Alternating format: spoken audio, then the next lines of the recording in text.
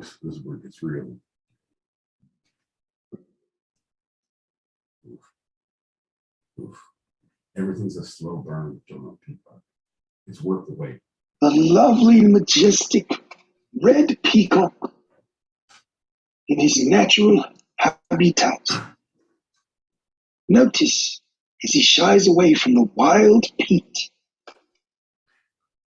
Look at the sheen of Pete's coat, obtained from the drink of hops, the eating of wild weeds. This song and dance, prescribed every Tuesday and Thursday.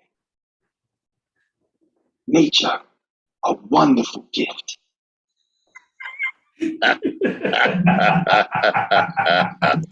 son of a bitch. Oh, how dare you, John. How dare you. I do have to say that I truly, truly, truly appreciate you changing up the beginning of at least the YouTube when we go live, because I'm so tired of your didgeridoo. It makes a deep, dark hole in my soul more than it's already existing. It's mainly, this one is because of you and your didgeridoo. But when you do things like that, we switch from Mr. V to Dre the therapist. And it's like, I've been thinking, John, tilt this up. No one wants to see your vest. We want to see your head and your goddamn background. There we go. Ooh, another close one, folks. Folks, if you like to see you're hearing, if you don't know what we're talking about, hit that link right above our heads here on stereo. We're live on stereo, 8 p.m. Pacific, 11 p.m. Eastern. We also go live on YouTube, and you can hit that link right now. You can hit subscribe, like, get that alert. It doesn't hurt you, but it actually will hurt you. I promise you, it's going to hurt you, but it's going to be such a good kind of hurt. Suck it up. Take it for the team. Yeah, come on. Walk it off, Junior. Jesus Christ. Am I the only one who has an idea about life and honor? Sorry. Go ahead, John. Dude, I'm not even set up. Okay. You need to take the helm. I need to get everything ready. Well, on that note, I think we should just dive right in because we got lots to talk about. Oh, Jesus Christ. I'm sure we do. Let's do it. Well, howdy.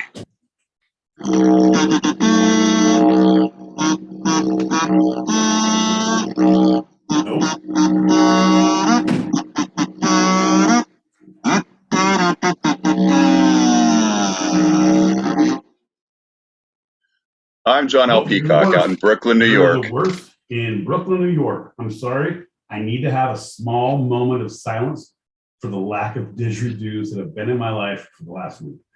And we're good. Go ahead, John. What were you saying? Well, I'm saying that I'm John L. Peacock out in Brooklyn, New York. Do you have something to say?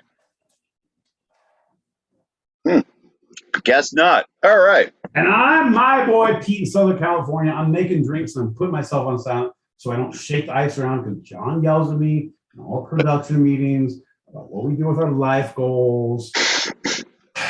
Hold on. Let's do it again. You do you. Ready? And 3, 2, 1, go. I'm John L. Peacock out in Brooklyn, New York. I'm my boy Pete, lover of podcasts, drinker of drinks, smoker of anything that is put in a pipe in front of me, your friend and mine in Southern California. And you're listening to Two-Sided, where every episode I challenge Pete with a bit of the two sides of life, the fun and the serious. Yeah, the right and the wrong, John. Me and the you. The yes, I think there is like 1,000 voices crying out and then we're suddenly silenced versus you like, I got a bad feeling about this. Wearing a vest to a podcast. At least I have a good sense to put a shirt on. John, go on. Let's get this message and jump right in.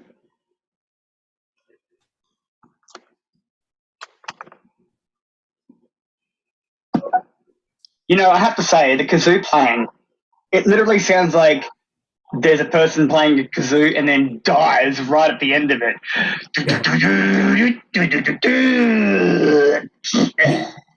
It's like, yeah, you die, kazoo player. And then we realize, oh, yeah, that's right, it's John. That's mean. Poor John. Nah. It's usually bad John. At the bottom of the well lies a ginger man. Big Bad John. but yeah, like I have to give you kudos on that because yes, you were trying for that comedic element of like, how does one make kazoo more palatable and hilarious? Let's do a kazoo player dying because that is the only good outcome for any said kazoo player. That being said, when my friend from a different continent understands that it just is not, is he dead, mate? Fucking shit. That's not good. Like he's worried about the kazoo player's health, and then it's like, oh, it's just John. Nobody cares about John. Right. But I'm just saying, maybe we need to rethink our intro. That's all I'm saying. I'm one man from one continent. However, Mr. V is another man from another continent. Two men, two continents. You can look up, we're not even related. You can look that shit up. Oh, it's like the two sides of the world, right? It's two-sided, really. 100%. If you go to my house and then his house, I promise you the quotes flush in different directions. That is how far away we are removed from each other. Dingoes took his baby. Crackheads took my baby. So different sides of the world. Well, you can't give the kazoo the whole credit for creating that amazing sound effect that you both recognize as a dying person. The didgeridoo definitely helped as well. It took both of them. I had to combine my abilities on both instruments to be able to create that effect. 100%, bro. I've been looking at you and saying, this is a multi-talented performing artist. Like he could be the next person who actively has he's the forefront of the comeback of the boomerang. And I'm not trying to be sly in my talk, but if there's one person who can make the Australian culture and all of its horrible instrumentation, I'm not saying kazoo is yours. Bro, look at my eyes. It's not yours. You brought the didgeridoo to the table. You brought the koalas with the chlamydia and the boomerang. Look at my hands. I'm just saying I'm calling like I sing. We have one more message, then we'll jump in. Giddy up, baby.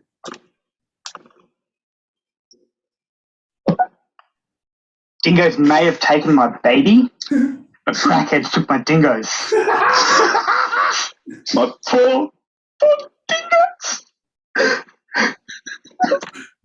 So I'm totally with you, but brother, I'm 100%. The sentiment is wrong.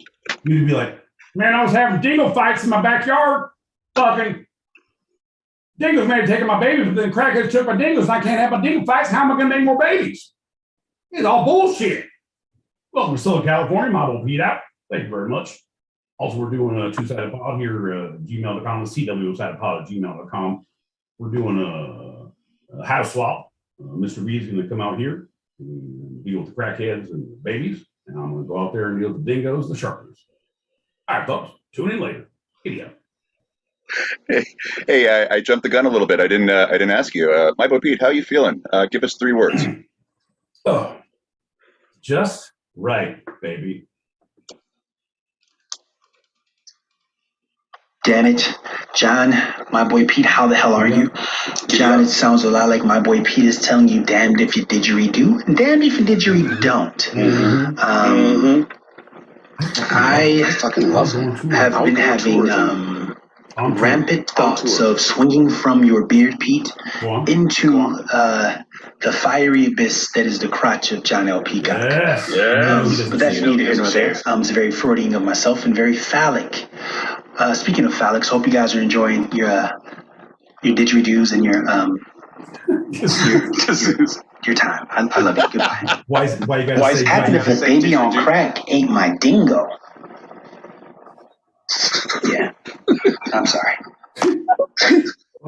Oh my God. Okay. Like, John, I would second guess, like, John, here's your rules and stipulations. This is how you need to act when we're in public. I would take Dre the therapist on tour with us. Like, yeah, Dre, you have open run, bro. You understand what is coming in and coming out.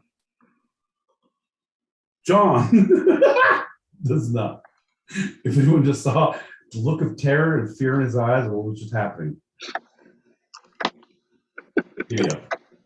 Giddy up. Also, we're staying at your couch. Also, we're staying at Who your do couch. we We go think play. would win in a fight? The crackheads or the dingoes? Or what if you gave the dingoes crack? No. No, here's the deal. You got to think outside the crackhead dingo box. Is if you give the dingoes crack, they will eat the crackheads, hence ingesting more crack, becoming more dingo-like, and then we have a full-blown epidemic, a dingo-demic on our hands, and nobody needs that. Dingoes stopped my car and fucking checked my papers. Instead of just dingoes took my baby, like they're running the shit. Like dingo said every has to be home before fucking sunlight. Sound fuck shit. Same. Have you ever seen a cracked out dingo? No one needs that. Right, John? Right, John?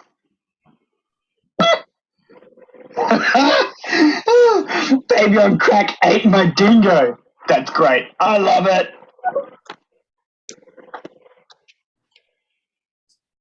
All right, y'all, we need to stop talking about crack. We need to stop talking about dingoes. We need to stop talking about, this is not our open chat show. By the way, if you're listening to us on Spotify right now, check out our open chat show. That's on Stereo, the Stereo app, every Tuesday, 8 p.m. Pacific, 11 p.m. Eastern. You can call in yourself and talk about dingoes, crack babies, crack dingoes, dingo crack babies, baby eating dingoes, and dingoes eating crack. Yeah, I got it all right. And also, if you don't want to wait that long, you can also hit us up on our Instagram or our Twitter, and you can DM us and send me all the baby crack eating dingo jokes you want, because I promise you, this is a beautiful vein that we've tapped into. We are like the 49ers in California. Like, Eureka, I have found dingo crack baby gold. And folks, you are here for it. So let's keep the ball going, but not on John's dime, because he's paying for all this airtime. So let's get it going. We're on John's time, John's show. Ready, baby? Oh, yeah. I'm leading us into our first lightning round. Lightning round! Intro! I'm so happy about that! Woo! Well, anybody knows that our first lightning round of the episode is always a standard Q&A. My boy Pete, are you ready for the questions? Bro, I'm like a dingo in a crack house. I'm just on edge and ready to pounce. Let's do it. With half the year gone, what was your favorite thing about the first half of 2022? When I blacked out for the first half of the first half, and I came to around into March, I was like, yeah, shit's happened really not too great. Only 7 more months to go. And I don't do math well. See, John? Honestly, what did you least? Yep. My favorite thing, if I'm going to be honest, my favorite thing was going a weekend fishing, to be like, I just go fishing. And that just happened, right? Not too long ago? Just happened. 3 weeks ago. Just happened. That's been my everything's been good. Like, you've had good strains come through. You've had I bought horseshoes. Play a mean game of horseshoes now. bro. But all the rest of shit, like, nah, man. Hey, come to the restaurant. No, you guys are all fucking pieces of shit. I don't want to be around you. All that. No. But you're on a boat? Like, I'm on a boat? I'm on a boat! And then that's all you think about for like 3 days. Like, fair enough. I'm good. So, yes, fishing. What did you like least about the first half of 2022?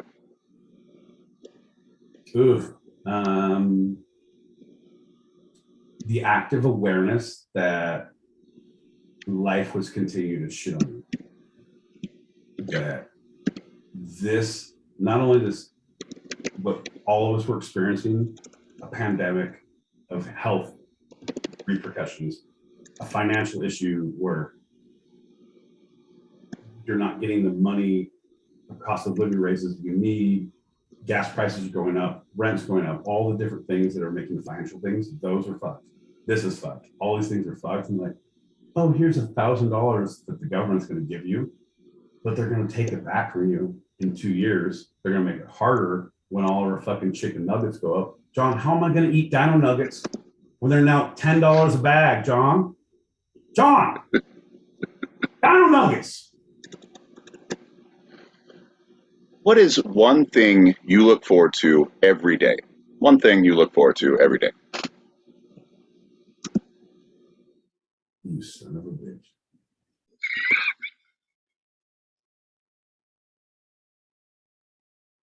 I'm going to have to say a Thursday's two-sided podcast with John L. Peacock and my boy Pete. That's 8 p.m. Pacific, 11 p.m. Eastern, every week on the goddamn dot, because that's what we look forward to. Well, that's obviously the correct answer. Is this a therapy session? Are you trying to fucking get into my fucking head? Or did Dre put you up to this? John, look at the eyes. Okay, sorry, go. Sorry, that's patient Dre confidentiality. I can't talk about that. Whoa, strike me down now, John, and I'll be more powerful than you ever imagined. What do you least like about your daily routine? Getting up.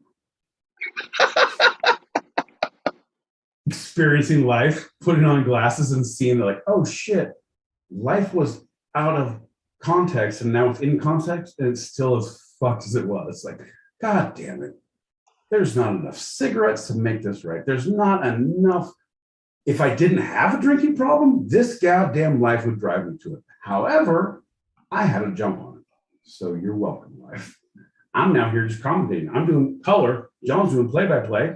Let's see how we get through 2022. Folks, every Thursday, 8 p.m. Pacific, 11 p.m. Eastern.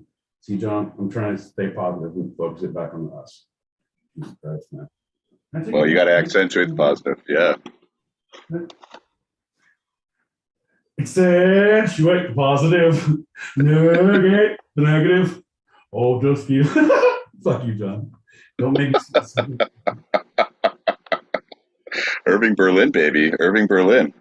Don't mess with Mr. In Between. That's the only thing that's the best thing in the whole song. Do not mess with Mr. In Between. So if you take that, okay. So every, John, like we're going to go ahead caveat. This is the longest lightning round. Caveat, right? Every good piece of literature has been written and rewritten, repurposed, and re-everything. All the good themes have been taken through the theme parks. You look at management propositions, and it could be put by Iceberg Slim, who's the first person who wrote it. Then you have Who Moved My Cheese as a management. Now you look at these religions, it's the same formula, right? But it's like, don't mess with Mr. In Between. John, Wu-Tang. John, Wu-Tang. There ain't no such thing as halfway crooks, John. Ain't no such thing as halfway crooks. You either are or you aren't. You don't mess with Mr. In Between because there is no Mr. In Between when you're doing dirt. If you're like, I shouldn't do this, I'm going to do this. You are now, don't mess with Mr. In Between. You're not. Motherfucker, you're not. There's one side of the law and there's the other side of the law. Yeah. You can take the high road, John, or you can come with me. We can take the road that fucking rocks. That's fantastic. We got a couple more messages and then we're going into our first segment of the episode.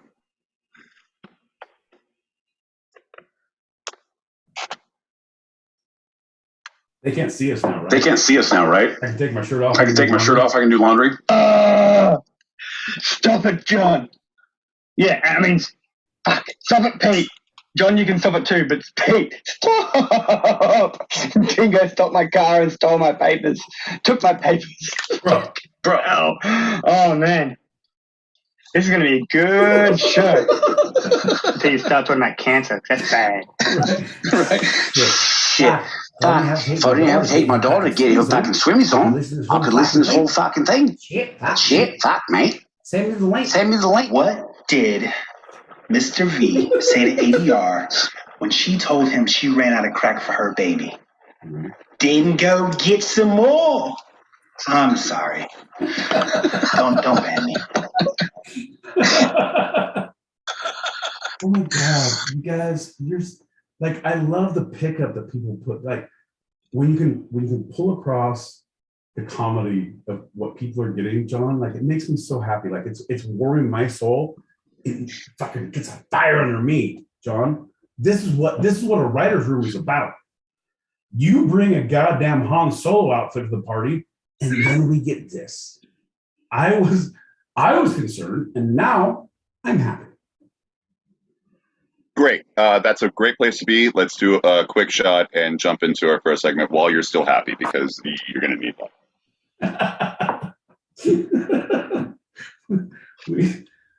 Folks, we are fucked. If you like us now, you will not later. We're going to do the two-sided pot of chalk, equal opportunity. Don't be afraid to smoke if you don't drink.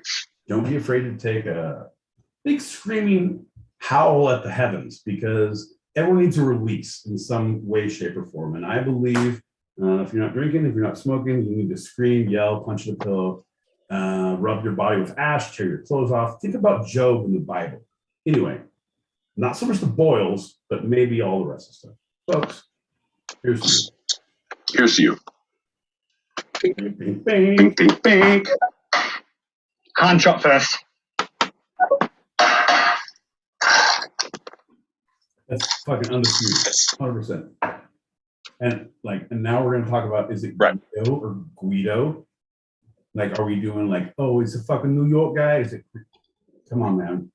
I saved up box tops to get Guido and to get Admiral Akbar, because I had to use the box tops of the weed. It's a trap.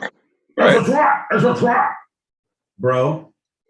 We're gonna do a whole segment on bullshit like that. I just went through, I found my old Garbage Pail Kids. I found my old Star Wars stuff. Bro, if you want to go deep, I can go deep. Hasbro. All right, here's the last thing. This is the last thing. Everyone write this down. On Netflix, Hasbro, the channel Hasbro on YouTube, not Netflix, on YouTube, has a channel on YouTube that plays 24/7 all of the old G.I. Joes. So, just put it on and you'll get all the G.I. Joes forever. You're welcome. My boy Pete, out. The less you know. Today we're going to talk about the history of our knowledge of cancer. Come on, John. Come on, man. Now, I know my boy Pete is silently cursing me for broaching such a serious topic as this, being the guy who constantly attempts to tell jokes at my research and musings, and knowing how not funny cancer is. But life is funny, and humor heals. So we're going to dive into this once taboo, always trepidatious topic with respect and understanding.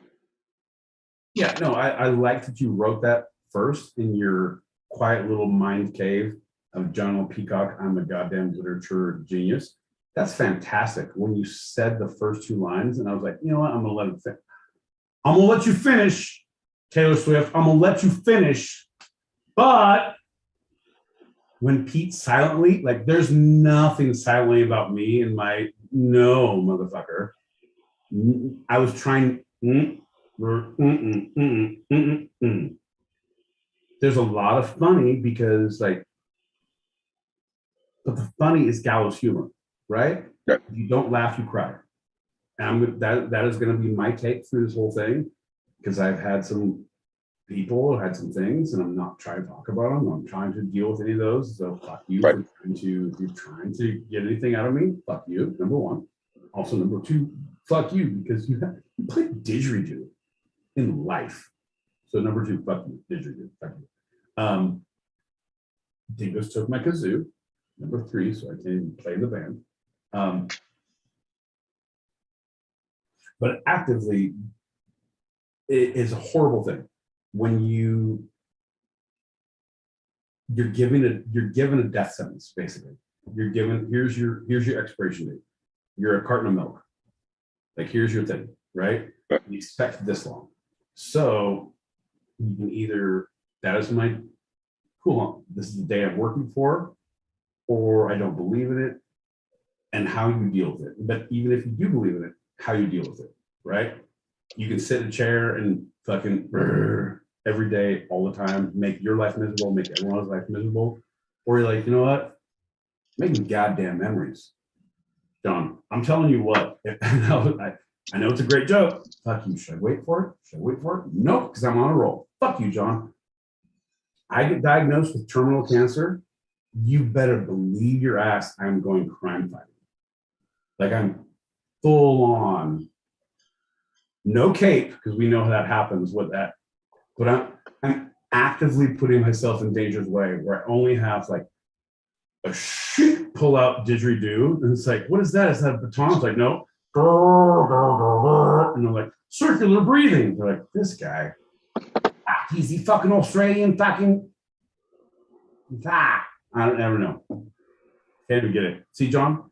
But I'm saying, I'm not going to wait. I'm not going to, I know my people who, a couple who, you can do your things, you do your treatments, you do your things. It's like, how do you approach it? Right. Are you going to wait to die because you have a death sentence, or are you going to aggressively attack life and be as hurtful to John L. Peacock as you possibly can, so he will curse you for at least all of his existence, if not into the future? You pray that he will be so stricken with your lack of humanity that he will curse your name into Valhalla, where we will Just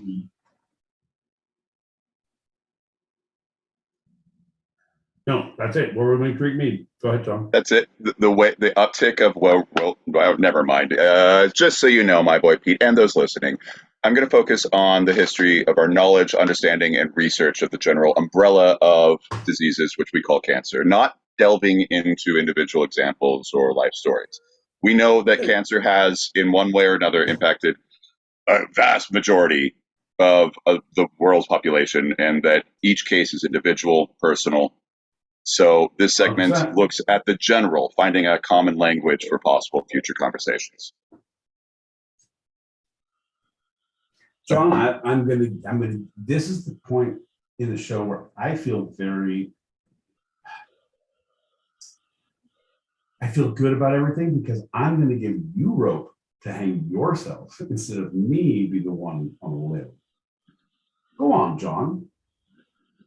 Tell me about what you have learned from the cancer research you have done. My boy, John L. Peacock. I'm super excited to listen to this. The first time I ever give you some pre-care, pre-segment care, and this is how you repay me. Bro, that is exactly how the United States medical system treats all their goddamn patients. Oh, I let you in from my ER, and now you're gonna do this to me, John L. Peacock? Are you a registered nurse? It's a law. If you're a registered nurse, you have to tell me. That's it. Or a cop. The two, you have to tell me. Number one, number two, for sure, for sure. From the National Cancer Institute, quote, "Cancer is a disease in which some of the body's cells grow uncontrollably and spread to other parts of the body."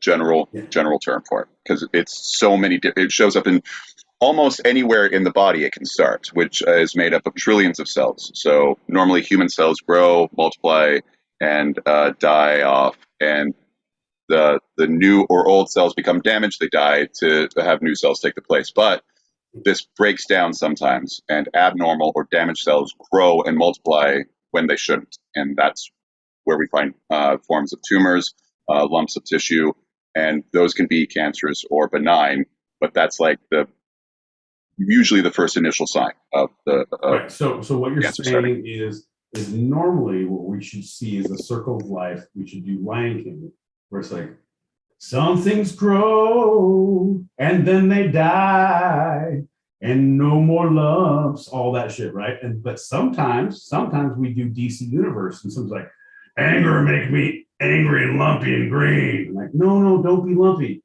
I'm lumpy. And then he goes away for years, like, your lump is metastasizing. So stop, Hulk. Bruce Banner, whatever the name you want me to call you, but stop. And before people yell at us on the social medias, we know it's the Marvel Universe, just DC sounded funnier. So deal with it. Thank you. No, 100%. No, 100% because I wanted points of, yeah, no, I know, John. I know. I like when you correct me to, it makes everything better. I wasn't going to correct you, but I know they were going to. No, so. The explanation, because they would have gotten the joke, because the DC, when we're talking about cancer, of what, don't metastasize, why are you angry? Like, the joke is, oh, DC Universe, all of Batman, all the bullshit is not great. It's not well written. It's not good, cohesive.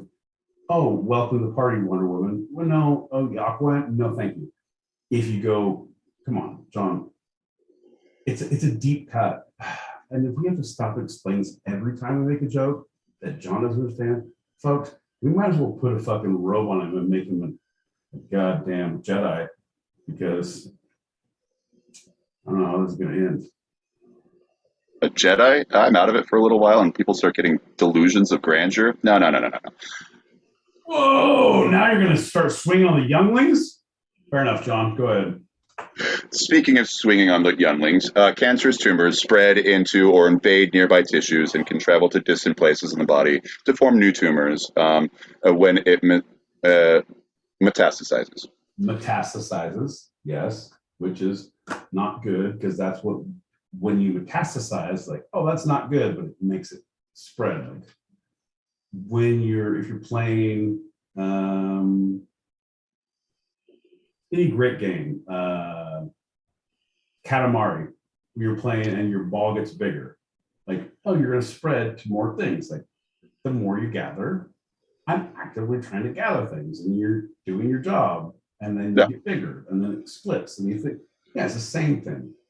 I'm very specific. Like, I'm not a learned man. My house smells of pine nuts and salted salmon leather. I'm a learned man. Wait, no, actively it smells like that. But I'm saying, when you learn these things, it's just, everything is logical. It's like, here's the story of the thing. Like, here's a way to explain. I don't understand medical science. John does his own research. John didn't believe in masks. He believed in 7 masks. And I was like, that's cool, man. I don't understand. I like extremes. 100%, right? That's why I was like, you know what? I'm not going to wear a mask. I wear 2 condoms every time I leave the house. I took 4 COVID tests, peed on all of them, not pregnant. All of those things. Congratulations. See, get it? Like, oh, no, it makes sense. But all makes sense. Shit. Cancer. Go on. Let's talk about horrible things. These cancerous tumors, also known as malignant tumors, are usually the first sign of cancer forming, as most cancers have solid tumors as initial indicators. The first thing they do. But there are a couple of cancers of the blood, such as leukemia, that generally do not form tumors at all. So it's not foolproof that no tumor means no cancer. Right. No, 100%. The whole thing is, if you like what you've heard, you can't believe what you've listened to. If you don't believe this has been going on for over a year on Thursdays, 8 p.m. Pacific, 11 p.m. Eastern, if you hit that button above us, you can see John's Han Solo outfit. You can see my disdain for his choices in life. If you can see all those things, you can understand, like, maybe there's different things of what you're, John. It makes me so upset when you say, I'm gonna start like digressing into yelling at you for doing this to me, and I'm not gonna do that yet. I'm waiting for the green room to yell at you. So I'm a goddamn professional, John. So continue. These genetic changes that contribute to cancer tend to affect 3 main types of genes: the proto-oncogenes, tumor suppressor genes, and DNA repair genes. These changes are sometimes called drivers, quote unquote, of cancer. No, they're definitely drivers, because if you have one of these genetic traits, you are more susceptible. And usually the people who have, because you don't test for them. That is one of the things that's an issue now in our healthcare system. We don't have open access to test for things, even if you have a hereditary issue. Fuck you, John. I'll see your ass in the green room. But if you don't have the ability to test for this, you don't know until you have fucking cancer. And then they test like, yep, you got it. Like, yeah, motherfucker, I got it. How about we would have had this conversation 6 years ago when mama had an issue and we fucking worked this shit out? Oh no, you had to go to Canada for that. Because we don't do that here. Pre-care? No. So preventative care? Mm-mm. Their prime minister is adorable and they have open healthcare. I want all of those things. I mean, not necessarily in that order, but specifically, I want those things. The prime minister really is adorable. Come on, tell me you don't want to pick up Justin Trudeau and throw him in the air. Like, if you saw him, like, yeah, shake his hand, but like, if no one's around, like, dude, you're like 5'5". Let me pick you up. I'd want to tousle his hair. Yeah, full on. At least tousle his hair. Like, you're a little fucking kid who runs a goddamn fucking country. This is beautiful. Look at you. Well, look at you all runs grown it up. well. Good job, little guy. Right? I don't know what you call them. They're not Secret Service, but tell them to stand down. I'm going to toss you in the air. Just tell them to stand down. I'll catch you. Don't worry. I'll catch you. This is what we call a treatise. This is like East meets the West. Not the North meets the South? No. No, man. It's Ottawa versus LA, baby. Come on. You're so stupid, and I love that you give me shit. You're my favorite Han Solo who's ever played any of the Han Solos. Like, honestly. And like in the court of law, I would like, I think he shot second. I'm pretty sure. He has a slow reaction time. He's a ginger. Look at him. He makes his own vitamin D. Look at him. Second shooter. Always. He's more of a grassy knoll guy kind of thing than a fucking book depository #1 guy. I don't mean to make illusions. Yeah, I love to lie in wait, usually because I just like lying down. Yeah, pretty much. Let's go ahead and continue on your goddamn cancer kick. This is awful. Great. Now we're talking about the Mayo Clinic. Did you see how I took a hard left and like we were trying to make it funny so we don't all cry ourselves to sleep at night? I got shit to do in the morning. Don't cry yourself to sleep. We'll get through it. Fuck, John. Go ahead. The Mayo Clinic, leading research and medical team devoted to cancer, quote, some general signs and symptoms associated with, but not specific to, cancer include, there are 12 of them. I can stop at any time, but I'm just going to read them off until you have me stop. Here's the deal. How about you do this, right? Yep. Like because John, this is beautiful. Like, listen to us communicating of how we communicate. I'm a type A, you're a type stupid, and we understand. Sorry, mea culpa. We're learning each other's love language. I don't like that either. And honestly, our first live broadcast, you said we were two cis males. I'm like, I'm gonna fist fight you in the parking lot. I don't know what that means. I don't like it. And I learned, I was like, yeah, no, we are, but fuck you for saying shit like that, man. Come on, baby. Look at me in the eyes. Is that what I need in my life? Learn a love language? Live, laugh, yoga? Fuck off, John. You dress like Han Solo to our live show. John. No, I actually said we were both perceived as cis males. That's slightly different, but yeah, sure. Folks, if you like what you've heard, you can't believe how legalistic John is, I would highly recommend subscribing to our podcast. It's on Spotify. It's on Apple Pod. You can see all the rights that have been wrong, all the wrongs that have been righted. who is at fault, who's truly the better person. It's almost like a murder mystery. If you like the movie Clue with Tim Curry, you'll love the two-sided pod. I'm just letting you know, subscribe, like, don't be afraid to support us. Don't be afraid to give us a whoo-hoo, or whatever John says it, because it only hurts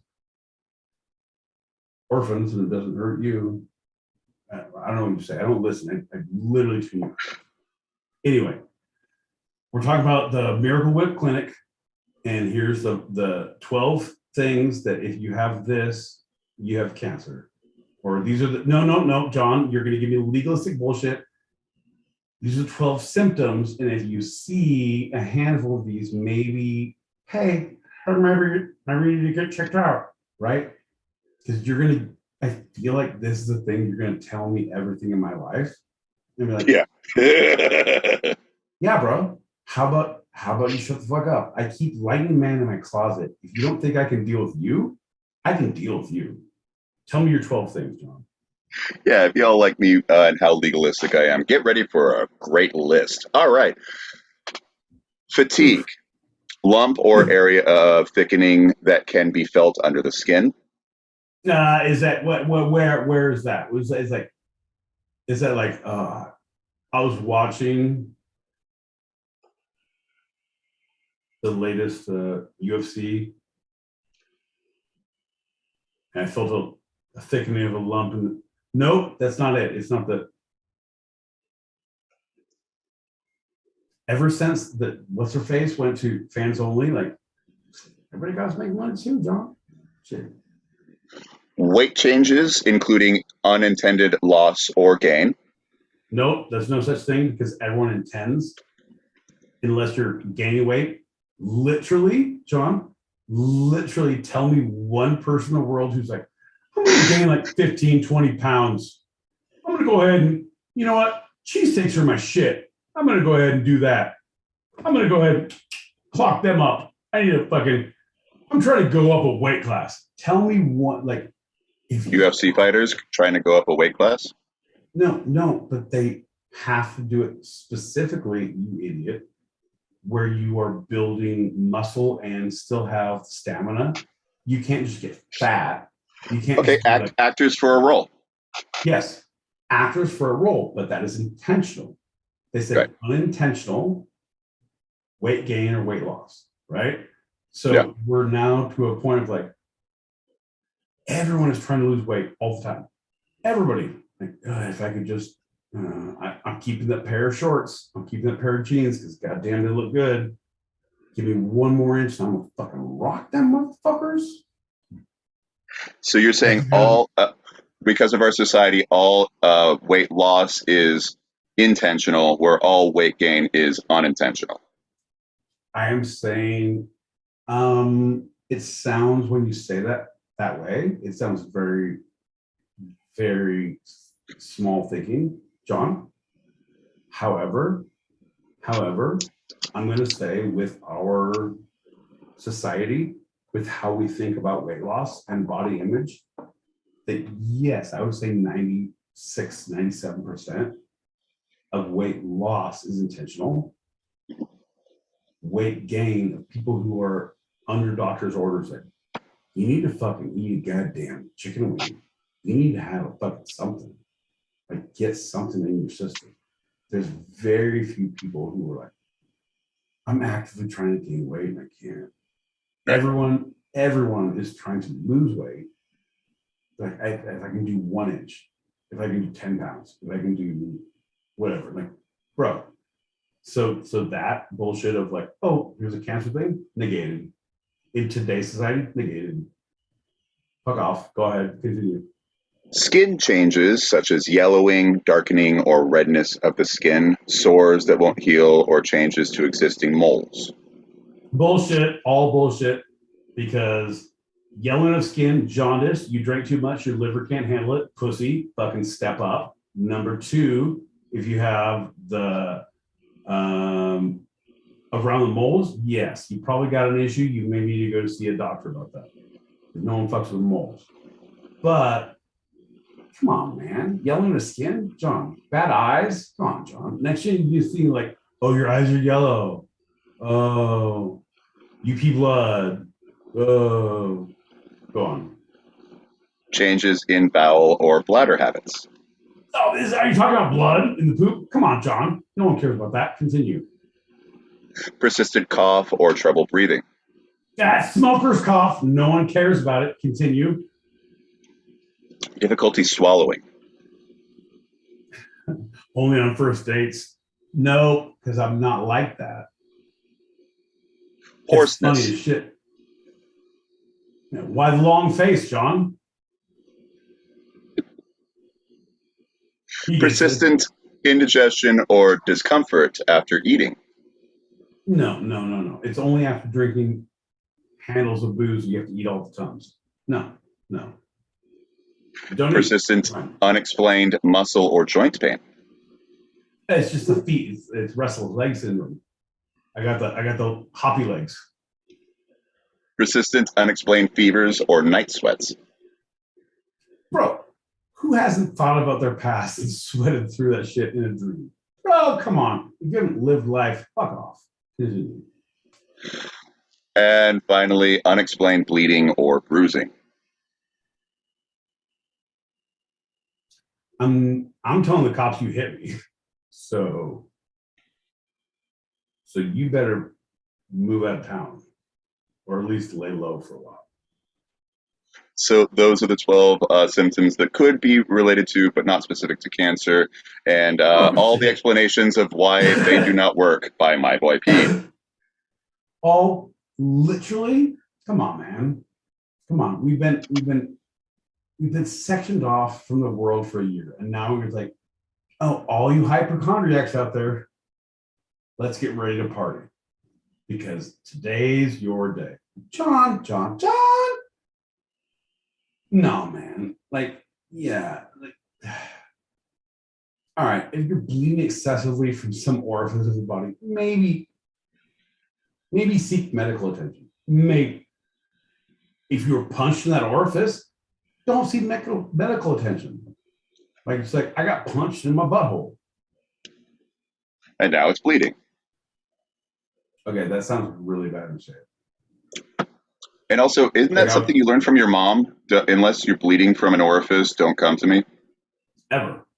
Like, yeah, no, the whole thing is shut the fuck up, walk it off. Mom was a lot more understanding than dad, but dad was like, no, man, like literally walk it off. Your ankle's broken. Like, walk. I had a broken ankle. It was not. Walk it off. Wow. It was not accounted for a day and a half, which was totally fine. But I wasn't an idiot. Like, I'm gonna walk. Like, I can't walk. Right. I can't. So I was like doing the things like, you're not getting worse. You don't have any blood. Like, I wasn't in danger of losing a leg. Not at that point. After you weren't hopping on it, right? No. Junior high school. It's a whole different thing. But it doesn't matter, John. We're not talking about stuff and things, John. So now we had a brief timeline of ancient understanding of cancer. This is fun. Jesus Christ, man! You're literally the worst person in the world. Actively, you're the worst person in the world. All right, I'll listen to you. Like, this is super fun. Hey, John, you like what you're doing in people's lives? So in 2003, you don't care what the people were listening to, but what about me? Go ahead, John. In 2003, scientists discovered the first evidence of cancer in the world in dinosaur fossils from 70 to 80 million years ago. Bullshit. What, dinosaurs or them having cancer? Or that they were found in 2003? Oh, no, because scientists found dinosaurs that had cancer from 70 to 80 million years ago. So what you have to now proffer, that you have to fully accept, is not only did dinosaurs live 70 to 80 million years ago, million, right, folks? ladies and gentlemen, boys and girls, children of all ages, 70 to 80 million years ago, right? Cool. Now we have scientists who now in 2003, 70 to 80 million years later, not only found the bones that have been being found and have been using carbon dating and all the beautiful things that we think we know about bones, right? Here's now a new scientist in 2003. It's like, cancer. Motherfucker died of cancer. Didn't have, not like the other idiots who's like, big comet. Not like that fucking idiot. He was the fucking cancer. Like, everyone's like, yeah, that's great. 2003, unbelievable. Was it Stegosaurus? Was it Velociraptor? Did he lose his hair? Was he wearing a bandana? What the fuck? Stupid as fuck, John. Continue. I can't wait for the next part of your serious comment. Oh man, the next one's great. 4.2 to 3.9 million years ago, the oldest known humanoid, a malignant tumor, was found in a Homo erectus by Louis Leakey, it might be Louis Leakey, in 1932. Oh my God. You're an idiot. Like that you're now continuing to regurgitate these stupidities. Uh-huh.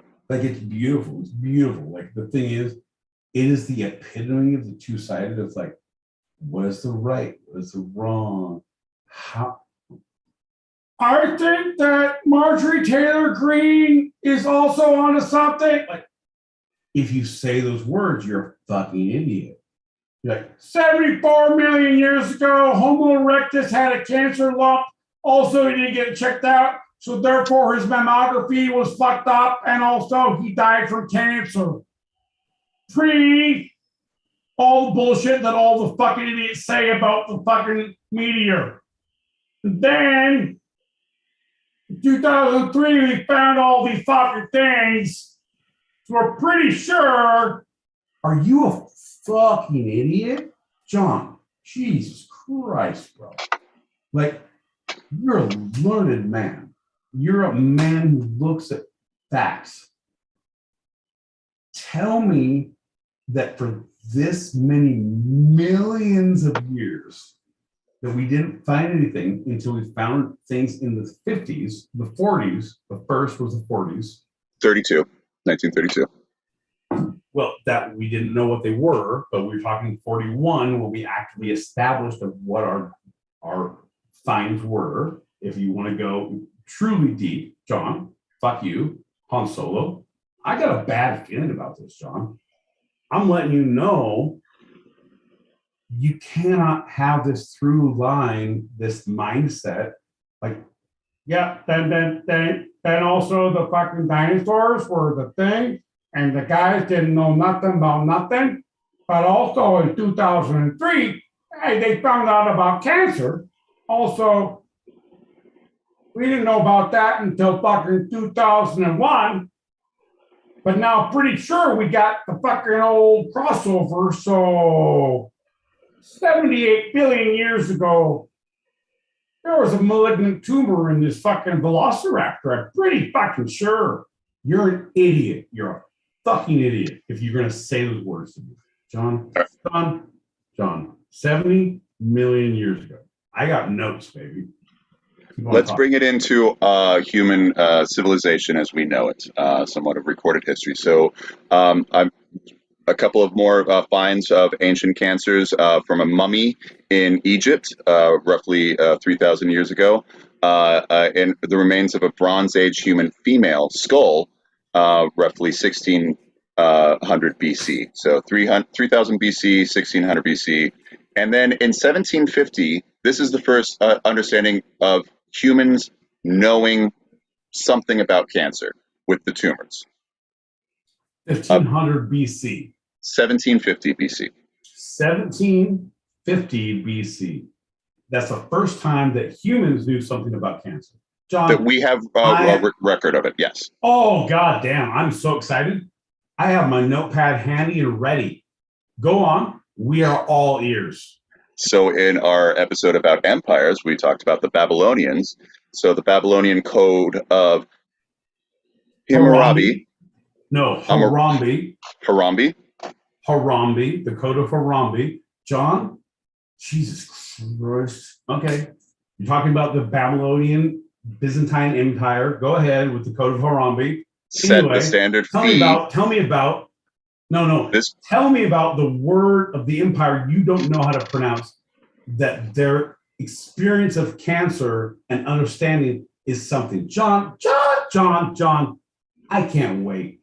I'll also be here next Thursday, 8 p.m. Pacific, 11 p.m. Eastern, twosidedpod@gmail.com. That's TWO sidedpod@gmail.com. John, me and the Byzantine Empire are all ears. Right, so this Babylonian code set the standard fee for surgical remover of tumors of 10 shekels, and penalties for the failure in the surgery. John. Right, no. You're saying words right now that you don't understand. Yes or no? Yes. Sure. That's perfect. No. That's amazing. That's great. It's one man. Like, we can't, because I can't talk about surgical procedures for the Code of Hammurabi unless we literally talk about the Code of Hammurabi for the Byzantine Empire and what they do. Like, bro, the Code of Hammurabi is something that's like, it's almost to me like the Wu-Tang. Here's the clan. Here's the you learn so much about it because of something else, and like you're just talking out your ass. I'm like, are we going this far, John? I'm gonna let you continue. I'm gonna let you finish. Taylor Swift. But do you want to tell us more about the code? Because you obviously know more. This was just a flyby fact. John, 100%, because that was what I was saying. If we do the 12 things of Harambe, if we really go like I could probably fit it into 3, but I'll go off. Like the things, I smell a reverse two-sided. I think you should. I think you got this, bro.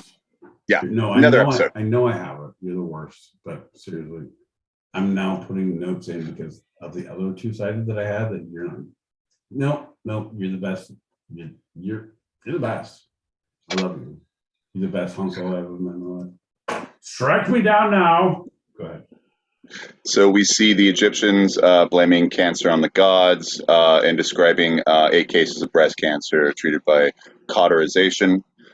We see the ancient Chinese physicians specializing in treating of swellings and ulcerations that were referred to in the rites of the Zhou dynasty. Correct. It's the Zhou dynasty. When they had some medical feats, they were the homeopathic things that we didn't see that actively work, that we now interpreted to a lot of things. Right. Anyway, sorry. Antioxidants being a big one that we now in the West accept, right? Yep. Like there's so many great things. Like if you literally just take a step back and understand, and just like, it's like, let me read about this and understand it. Like, I don't understand how this is written. All right, do fucking bullet points. John, is that what we're gonna do? I'm gonna do bullet points of things of how I learned all this stupid shit. And like, it's probably not right, but hey man, here's 10 bullet points to understand. It's an idiot's two-sided guide to my boy Pete's understanding of what John does bring to the table. Shit, John. Ugh. The less you know. It's all on a merchandise table, folks. If you can't believe you've not bought the t-shirt yet, if you can't understand how you don't have all of the merch, you can email us at twosidedpod@gmail.com. It's TWO sidedpod@gmail.com. John L. Peacock will tell you where the merch link is, and he will give you one-ups, because right now we're printing 2s and 3s. We're just trying to make money, baby. You know what I mean? And that's the thing. all the money's going to the Han Solo jackets for John, and then we'll see what the rest ends up at. In 500 BC, India has described the treatments with arsenic paste to thwart tumor growth. So we see other ways of treating it. Right, 500 BC, India, yeah. If you keep talking on this literal schedule, I'm going to put leeches on your feet and bleed you out and maybe stupidity out of your soul. I don't know. We're just talking about weird things right now. So maybe. It's how the different cultures started to understand cancer in the ancient world. Not yeah, speaking cancer. of medicine, Greek physician Hippocrates. Cancer, John. Oh, and now we're going back. 400 BC. I have a theorem. My good friend Pythagoras told me, Jesus Christ, John, do you understand? We can jump forward, we can jump back. This is not a Quentin Tarantino movie of cancer research. You don't get to come into the Indian culture of what they're treating for swelling and then go back to ancient Greece. John, we're past Greece. All this is forward progress. That was India was pre-Greece. That was 500 BC. This is 400 BC. So 100 years later. All right, do you have the video on that? Is there any? I got pictures. I got some pictures. Still, they're grainy. Okay. Yeah, they're grainy, but they'll work. Well, I mean, in India, am I right? Send them over. We're gonna look at them. John, continue. So Pythagoras, not Pythagoras. Sorry, the Greek physician Hippocrates. I got you. You got me. Ladies and gentlemen, and this is the point where we spike the football. We fucking woo! Fucking get down because we won. Whoa! Fuck yeah. All right, John, sorry. What did Pythagoras say? Hippocrates, the father of medicine, and the Hippocratic oath named after, believed the illness was caused. Believed that illness in general was caused by imbalance of the four bodily humors: yellow bile, black bile, blood, and phlegm. He was the first to recognize the difference between benign and malignant tumors. So we see the expansion of understanding, right? No, that's the thing. You need to, at any point before the Middle Ages, even in the Bronze Age, anything at that point, you need to understand it expands the human knowledge. It does not complete it. So we're still looking, we're still growing, we're still doing these things, we're still, the world's not flat. It's like, whoa, all of these great things, the business. I had a great joke. I forgot what you said, John. I was distracted by 1.21 gigawatts. And then I was like, that's not even the outfit it's wearing. Hippocrates, the imbalance of the four bodily humors, and benign and malignant tumors being able to anything. Right, the balance. The benign and the, so he was the first one to figure out benign and malignant tumors, but he was still at the person like, oh, here's like these are humors. So you're wrong about everything else, but these happen to be right. It's like, oh my God, you're amazing. Right, it's like Notre Dame. Like, right. There will be you hit on three, but you're a fucking idiot on everything else you ever said. So should we use your name still, or not? Or maybe here's the deal. We're gonna put 10 yeses, 10 no's in a box. We're gonna throw them on stage. America's Got Talent style, and have dingoes come in and attack the box. And whoever has the most live dingo after we shoot them with tranquilizer darts. No, I'm not sure. I'm trying to continue. All right. So we're jumping to 250 BC in China. And this is interesting. This is a landmark because the first clinical picture. Super interesting. 250, super interesting. Like the whole thing is like, I think I saw this on Instagram. 250 BC, China, 250 BC, China. Interesting. Go ahead, John. The first clinical picture of cancer, including progression, metastasis, and death, and prognosis approximately 10 years after diagnosis, was described in the Naiqing or Yellow Emperor's Classic of Internal Medicine. So it gave the first description of tumors in the 5 forms of therapy: spiritual, pharmaceutical, diet, acupuncture, and treatment of respiratory diseases. Correct. So that is where the crossover from Eastern medicine to Western medicine took over, Yep. and took that understanding and that research, but they did not take any of the other Eastern medicines, and those were left behind. But however, these motherfuckers found it, right? You see these people, you see things in the US, the Western medicine, Canada, in people called civilized, like, okay, you're your last break. What are you gonna do? I'll roll the dice, I'll go anywhere, do anything. Like, no, I gotta watch my words there. I call those people wanting to travel in their last hours. I personally think, fair enough, you can get really good drugs if you're dying. I'm super glad staying home. Let's see some pills. Not a big deal. But if you want to travel, there's a lot of different things you can figure out. There's a lot of different things you can explore. And no, they may not be correct, John. They may not be what is healing for the body, but they are healing for the soul in some way, shape, or form.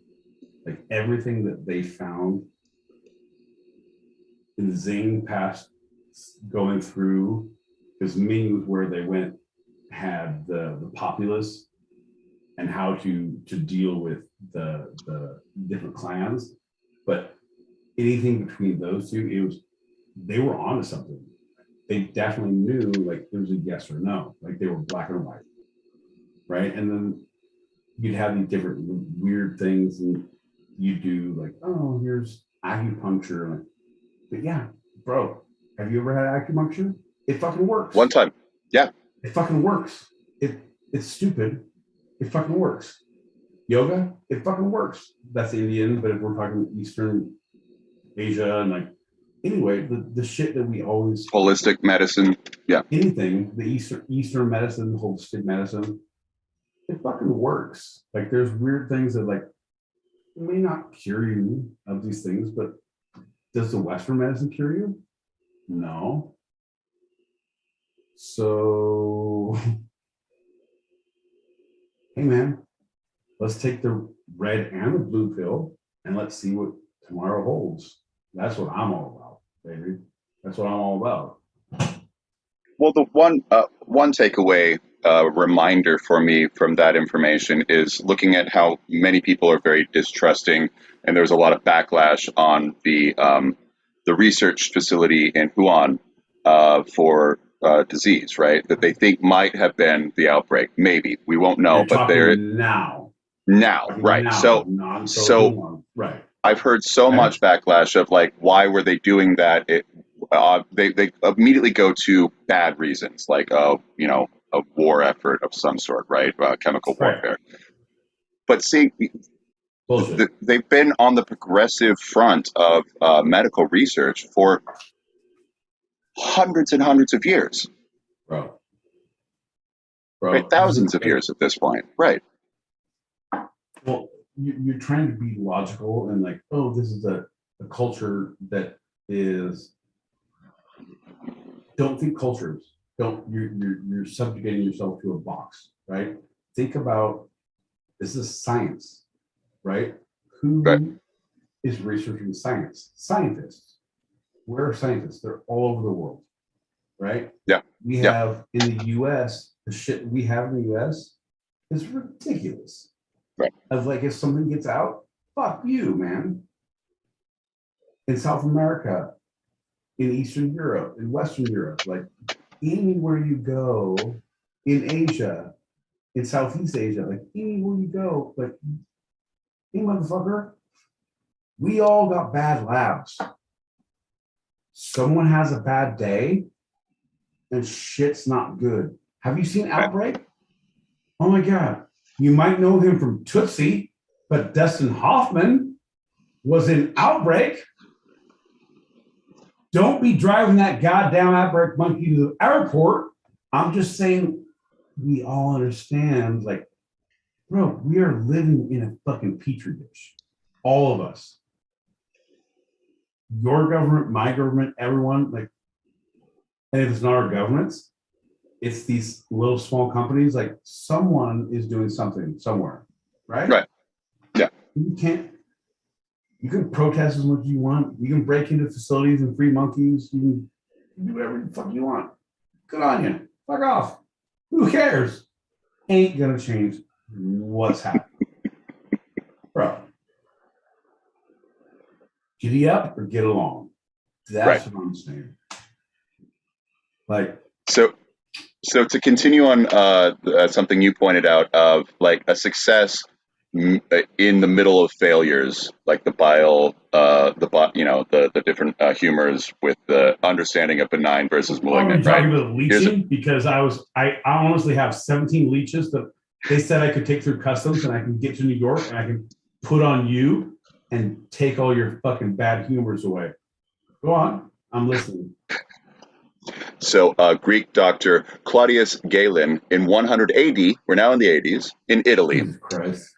This is bullshit. All this is bullshit. He removed some tumors surgically, but he generally believed that cancer was best left untreated. He believed that melancholia, the chief factor in causing breast cancer, and recommended special diets, exorcism, and topical applications. Oh, John, here's the deal. If you have that, you have to be more phlegmatic and a little more sanguine if you're going to think about how cancer is in 100 AD.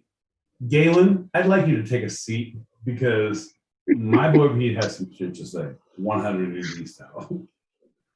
So he said that his cancer was. Finish that thought.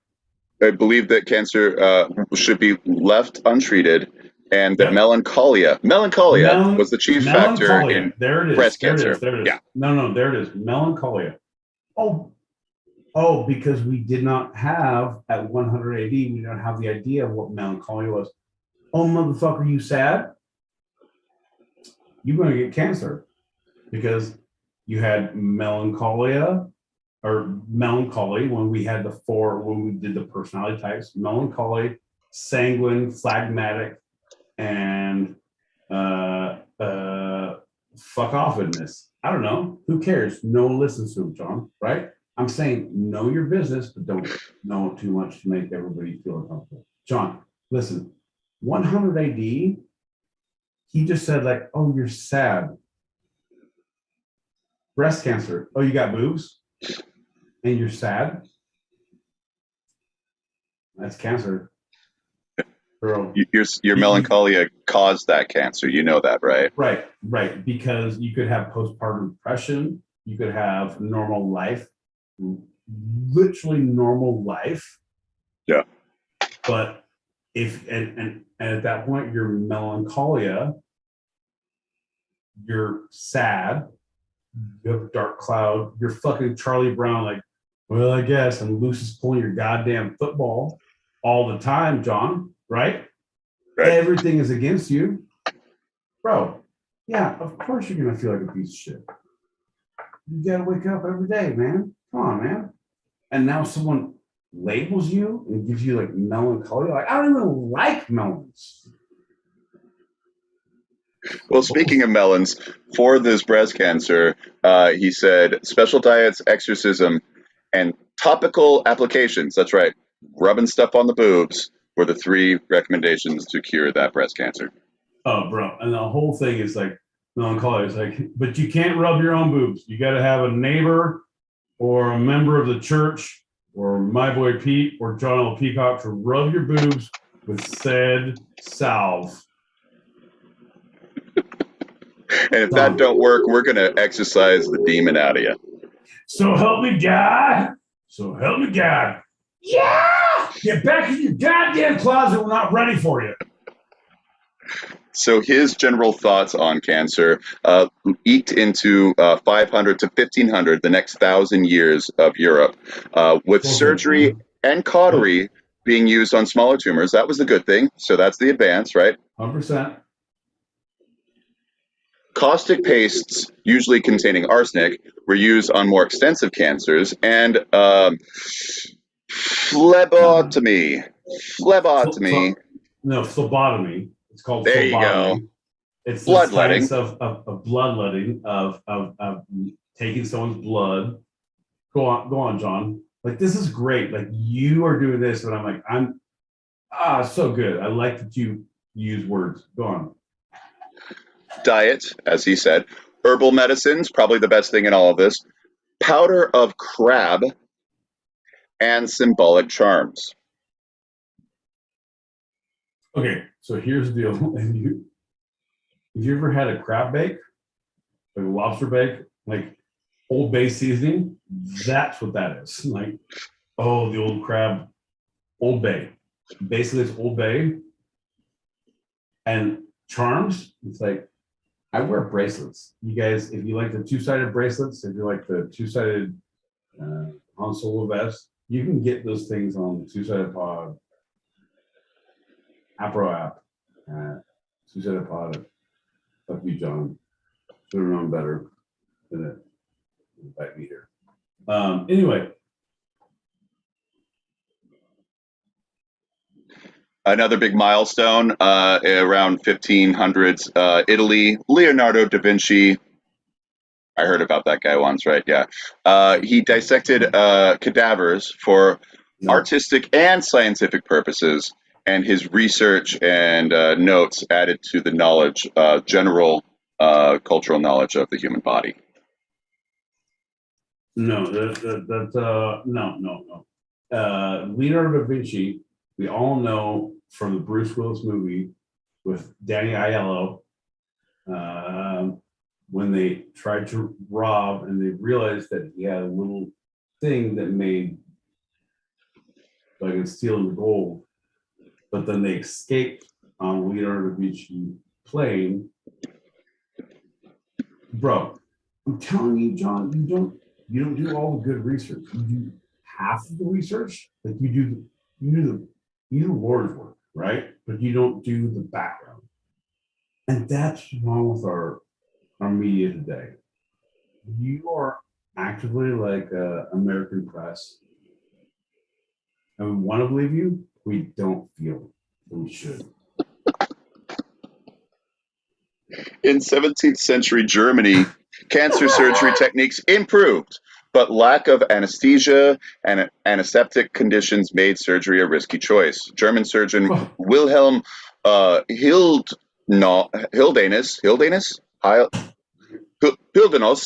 removed enlarged lymph nodes in breast cancer operations, while Johann Schulte performed total mastectomies. Oh, you're doing really good. Like everything you're saying, I actually feel like you're doing really good. Anyone who's not watching the live broadcast doesn't know that I just pulled an eye tray out, and that's that's on them. They don't understand. Good for them. I think that you need to study your German more. I feel like ich bin ein Berliner more than ich bin Berliner. I feel like actively, John, you know better than what you're doing. And I frown upon what you bring to the table. And I don't want any part of this. None of it. We're better than this. We're actively better than this. While in 17th century Netherlands, Professor Herman Boerhaave, he believed inflammation could result in cancer. That's still believed today. The inflammation is understood as a major, starting point of a lot of bad conditions, cancers, and diseases. So this is the first time we're on the right track of the cause. Folks, if you've ever been part of a cause, and you really felt like you've been heard, this is the time to be on the right side of the cause. Bill him 3 direct. Man, he was right on track. John L. Peacock, he doesn't know what he's talking about. Don't be afraid to tell your friend you got information. All right? Swelling, not telling, not dwelling. Good on you, mates. And in 1779 in France, the first cancer hospital was founded. It was forced to move from the city of Reims because people believed cancer was contagious. Bro, have you ever been breathed on by a cancer patient? Yes. No. Oh, you have? Yes. Were you wearing a mask? Of course. That stuff's contagious. Then you know exactly how contagious it is. So I would say you're one of the lucky ones if you weren't, because it's contagious as fuck. Folks, if you like what you heard, you can't believe the research we've done about medical conditions and how contagious cancer is. Nope, John, I can't, even with your Han Solo jacket, I can't even go that route, bro. I can't. Here's the deal. Cancer's not contagious. It's not at all. Love the people who have it. Like, people are fighting, man. Like, they're doing their fucking goddamn work, and you don't know. Yep. You don't know what they're going through. You have no idea. Literally. Right? And like, yeah, maybe they're a fucking asshole. They had a bad day. Fucking, I'm an asshole all the time. I got cancer that we know of. So help me.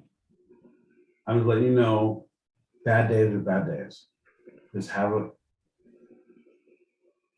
just take a breath. People are people. You don't know. That's all I'm saying. We're wrapping this up. I got a couple of stats. In 2020, the estimated 1,800,000+ new cases of cancer were diagnosed in the U.S. and 606,000+ people died.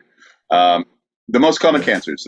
This from are breast cancer, Do it. lung and bronchus cancer, prostate cancer, colon and rectum cancer, melanoma of the skin, bladder, non-Hodgkin lymphoma, kidney and renal pelvic, and endometrial. No, I can't.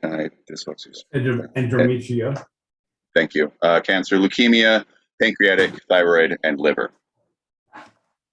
Yeah, no, in order from most common to right. Yeah. Right. One of the best things I like about with you is dyslexia and how you settle through cancer types. That makes it really hit home, and we all get to hear specifically what is destroying us, the people. It's good, John. It's super good.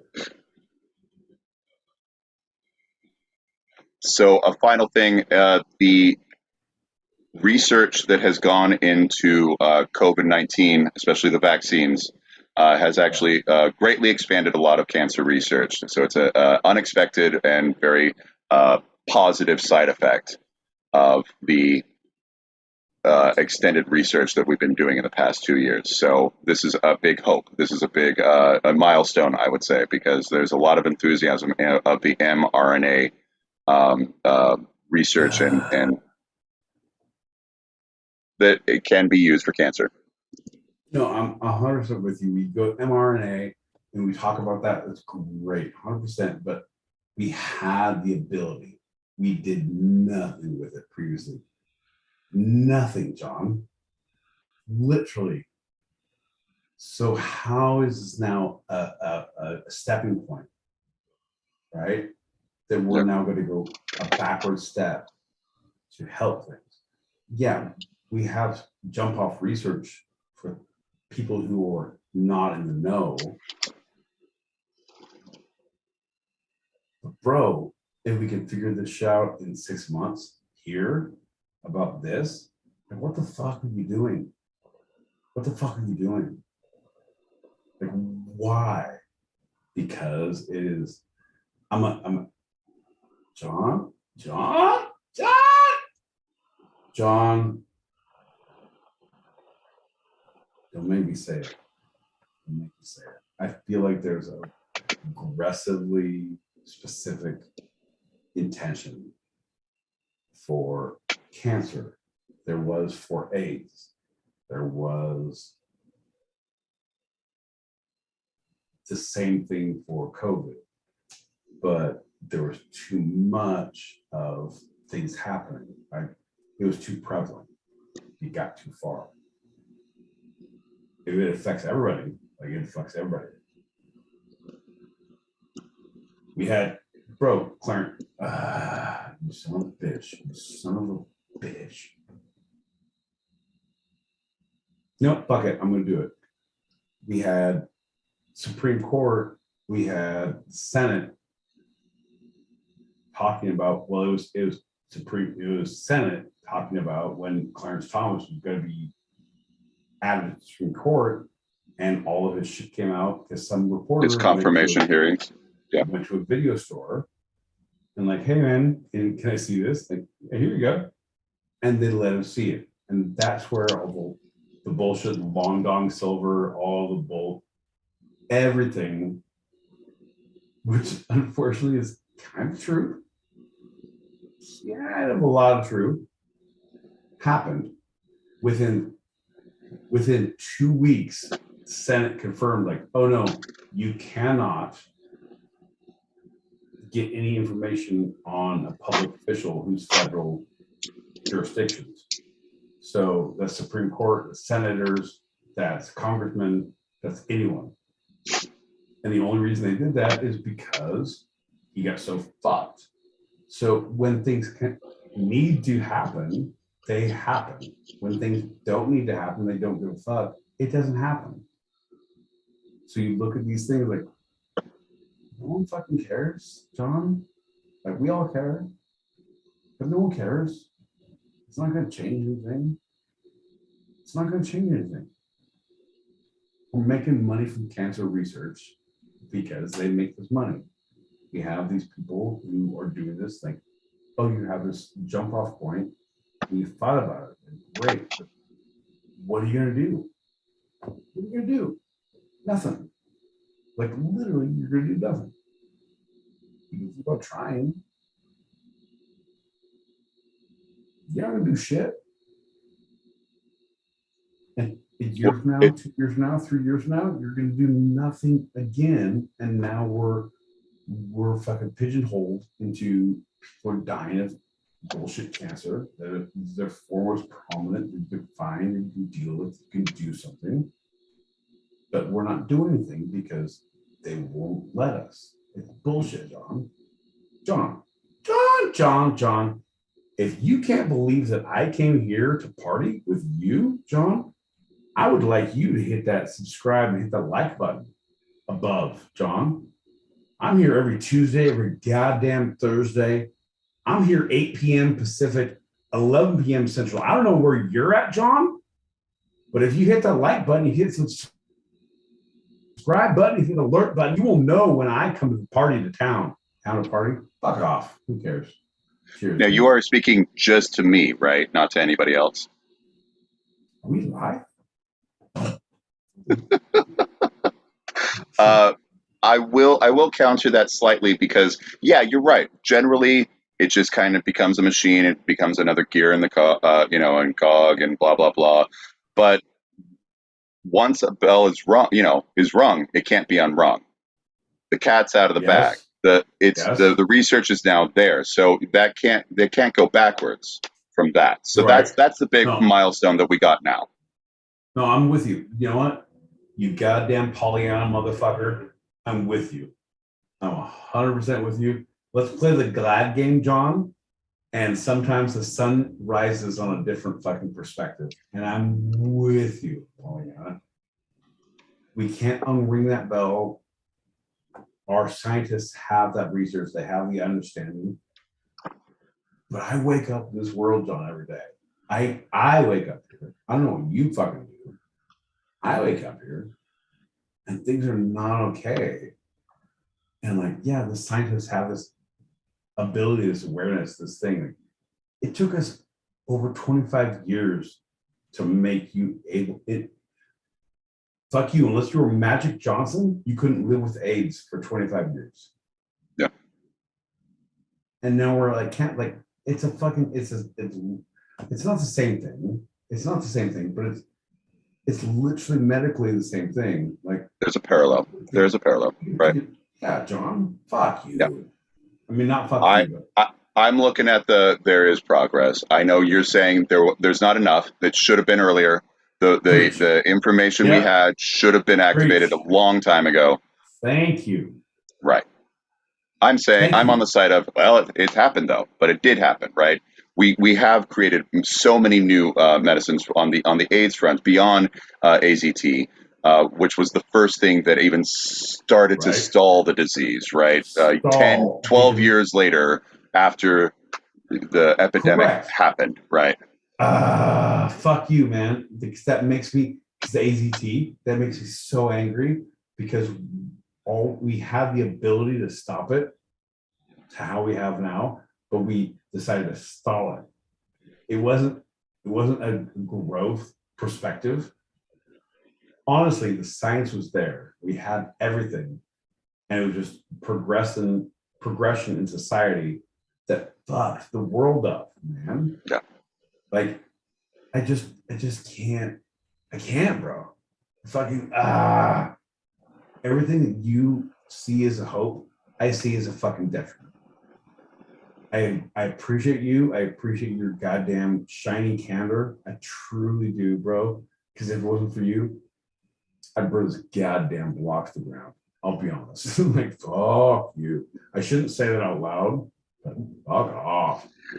I just adhere to the Pythonian mantra of always look on the bright side of death. That's all I'm going to say.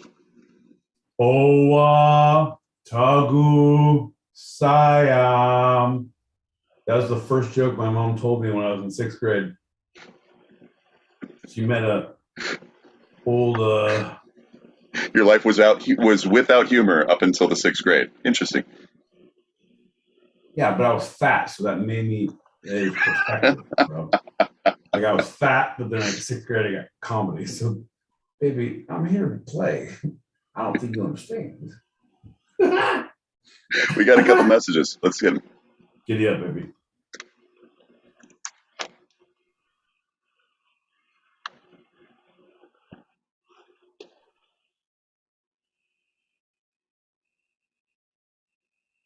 Because we all have an expiration date. Someone who's diagnosed with something actually gets to know, has an idea of how and when. What that thing is. Versus the other guy. Unless you do crime fighting first, in which it could literally be much sooner and with a cape on. So yeah, your choice in that way. I'm like, no. Fuck it. I only know because my birth certificate has an expiration date. And I was like, should I see something about this? Nah. State of California is pretty nailed right on about this bullshit. Let's go forward.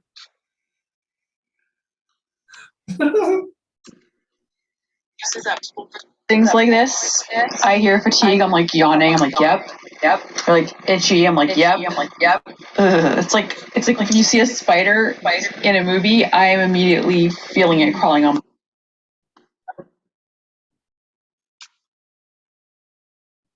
I heard a little bit of echo.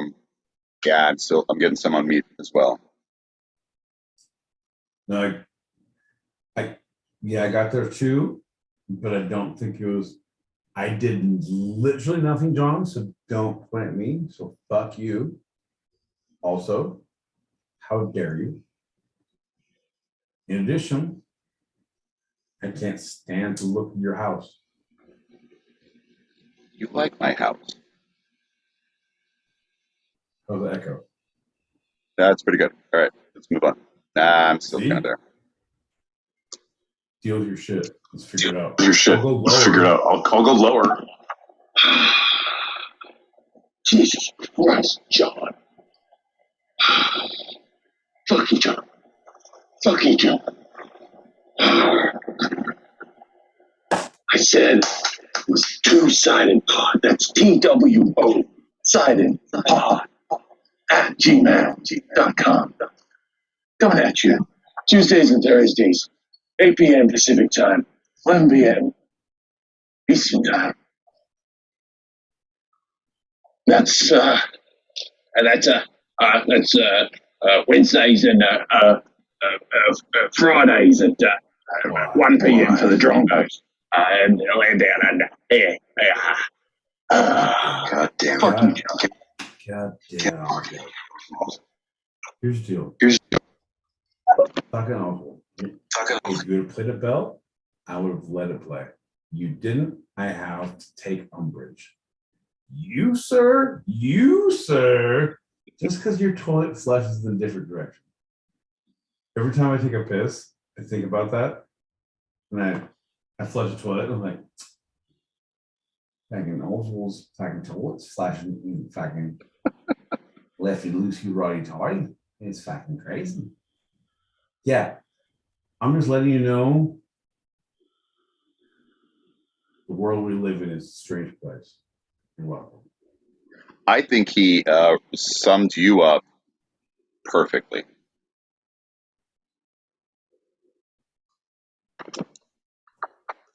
You need to keep talking, John. Hey, fellas. MFA here, late to the party, but I'm here. Ever see the movie Melancholia, where the world ends and all the things? Very, very twisted. How you doing? I'm here.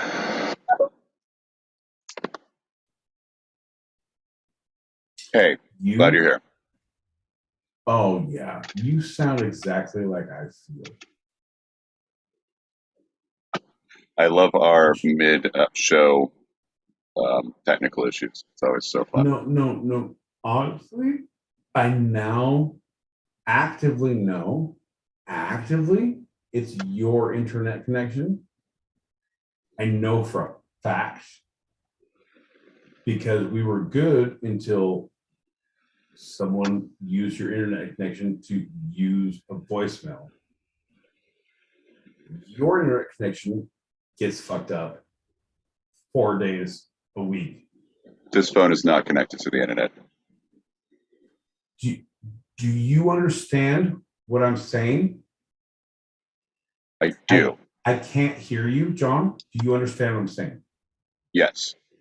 No, you apparently you don't, because you say it's my fault, but every time you log on, we go through this bullshit where we can't get you normal, right? We were good until someone in your house played a message, and you played a message from someone who lived in your residence. And then it got bad. And somehow you're looking at me and telling it's me. Do you think it's an internet connection of a goddamn peacock bullshit house? Or do you think it's me all of the time? You fucking idiot. Questions are being asked. Well, that's going to lead us into our next.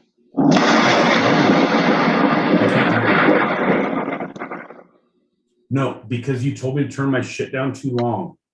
I can't hear you. Can you hear me now? Yeah, I turned up a little bit. Don't be an asshole.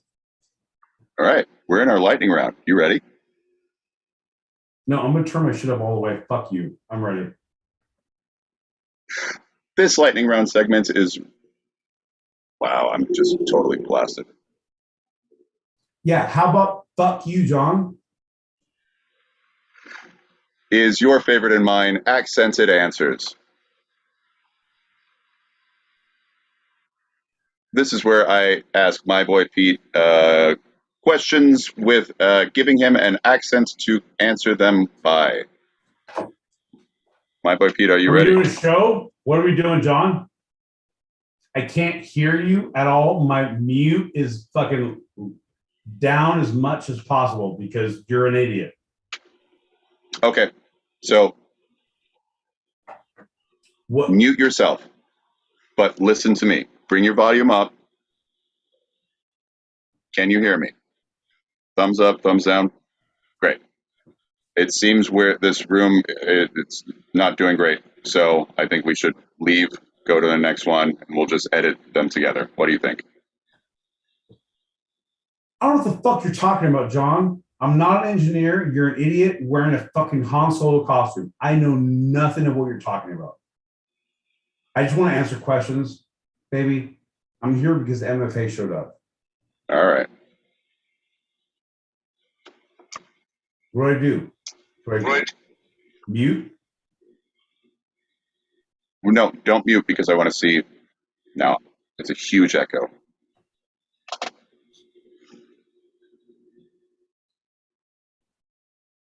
So you gotta keep talking, motherfucker. Okay, before we go into a new room, can someone from the audience let me know if they're hearing the echoes as well? Sorry for this horrible technical delay. Are you hearing right now? Are you hearing the echo right now? Right now, I'm not hearing the echo loud. Then shut the can fuck hear up very and do quietly. it. You're killing me, bro. I know. It's terrible. That's going to bring us into our next video. 3, 2, 1. This is the worst. That's going to bring us into our next lightning round. Can't hear shit. Johnny's making a thing about his vest.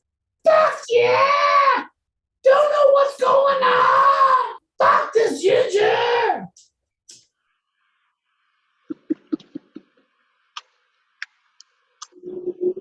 You heard an echo for a couple seconds, but sounds good now.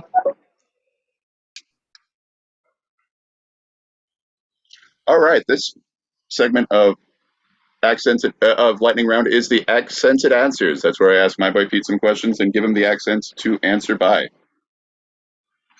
My boy Pete, are you ready? Yeah, keep talking so we can figure out what your problem is. Keep talking.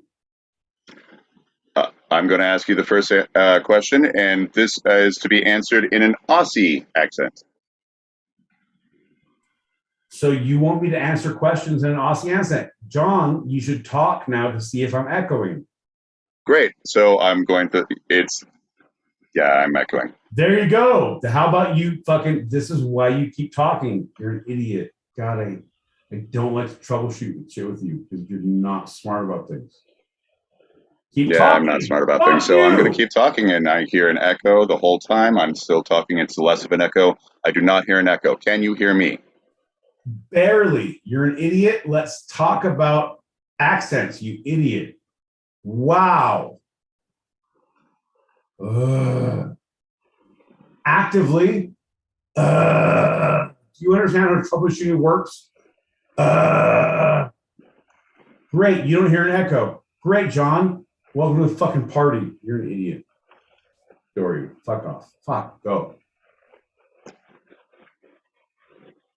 To answer in an Aussie accent, with half the year gone, what was your favorite thing about the first half of 2022? Fuck. That's not a fucking year. 2022, that's not a fucking year. That's a fucking year right there. Nope. See, because I gotta do justice. Like the thing is, I phone it in. I phone it in, bro. I phone it in. Here's the deal, John. I can't hear you, and I feel like I'm better not hearing you, except for I'm burning my keyboard.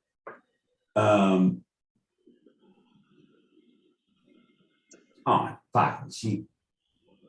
Man, it's fucking crazy. I'm talking, look at this shit. Fucking had a cat right here. No, nothing good. Nothing good on that either. But also, John, fucking best thing about my life in the fucking first year. Fucking listen to you fucking drungos. Oh yeah. I would listen to fucking Dorp, and they were in Melbourne. It was fucking great, mate. Fucking Will Anderson. If you don't know him, he's fucking great. Look him up. He's fucking great.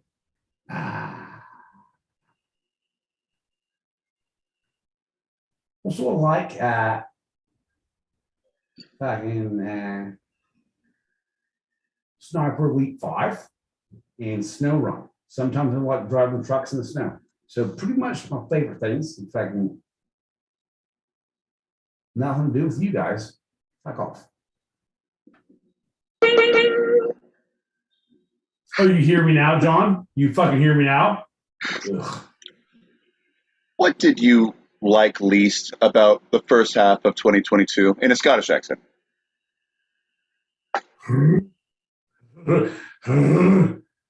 So, folks, we're doing a little behind the curtain of how my boy Pete does his accents. So what you need to think about is your favorite Wookiee, right? There can be, and then slow it down, take a breath. Don't be a goddamn John Peacock wearing a vest, right? The thing is like, but here's the deal. What was the question again, John? What did you like least about the first half of 2022? Oh, here's the deal, John.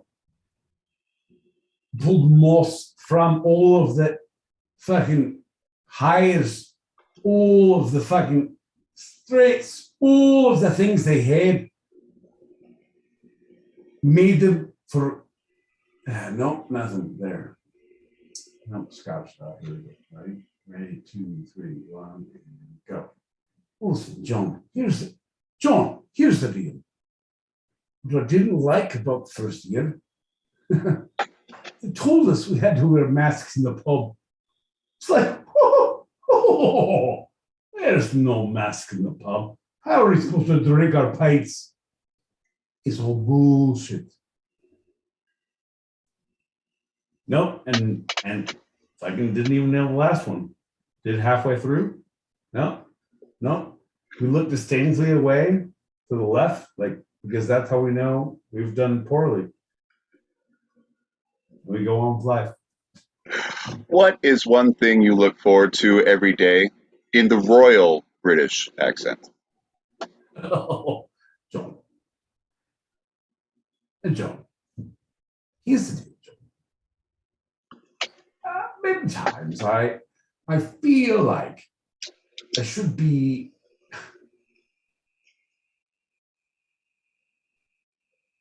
a bit put under, shall you say. But what I found is that no, that's not it at all. That's not it at all. John, what I feel is that I should not be put asunder from my choices in life, John. I feel like I do the Lord's work. I stay true to my queen country. John, none shall pass. None shall pass. And finally, what do you least like about your daily routine in a Russian accent? I can't hear a word you're saying because it's so low. I don't hear a word you're saying. John, yell at me because you may be turned down so I don't echo. What do you least like? You're not yelling. And when I get louder, the echo gets bigger. Yeah, so maybe can that's you hear your me? issue or someone in your fucking place doing a fucking message in. Anyway, John, not my problem. What about the Russians? What do you least like about your daily routine in a Russian accent? John, here's the deal. As many times we think about our lives, right, John? We say, it is very, very good. You don't understand. We are not waiting in good line for good potatoes, right? We are waiting in line for no potatoes. All line, all bad, no potatoes. John, what I don't like about life, basically, is sometimes I wake up, it's very, very, very cold. in Mother Russia, sometimes cold puts jacket on you. If you don't know what I mean, you have never been to Russia. Am I right? Yeah. Oh, they all get it. You don't. Maybe it's Han Solo, maybe it's not. Nobody knows, John. Here's the deal. What I need from you is I need you to understand sometimes jokes don't come closely, come fastly. You think about them, you put them in the, how you say, it's a think tank, right? Oh, look at me, I'm in a tank of thinking. Oh, no. In Mother Russia, nobody puts a think in a tank. We shoot tanks at thinkers.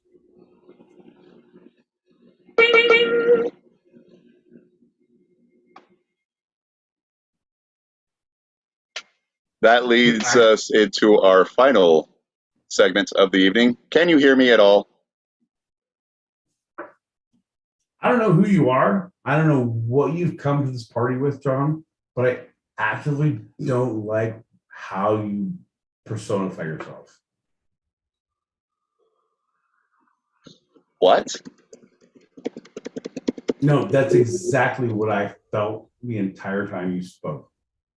I'm gonna turn up my goddamn sound and fuck off. Maybe you should make people not talk in your house. Maybe you should get your pimp hands strong, John. Can you hear me now? Oh, baby, I'm ready to rock. Fantastic. So our final segment of the episode is... And now you're echoing and you're yelling at me about the bullshit. Go ahead.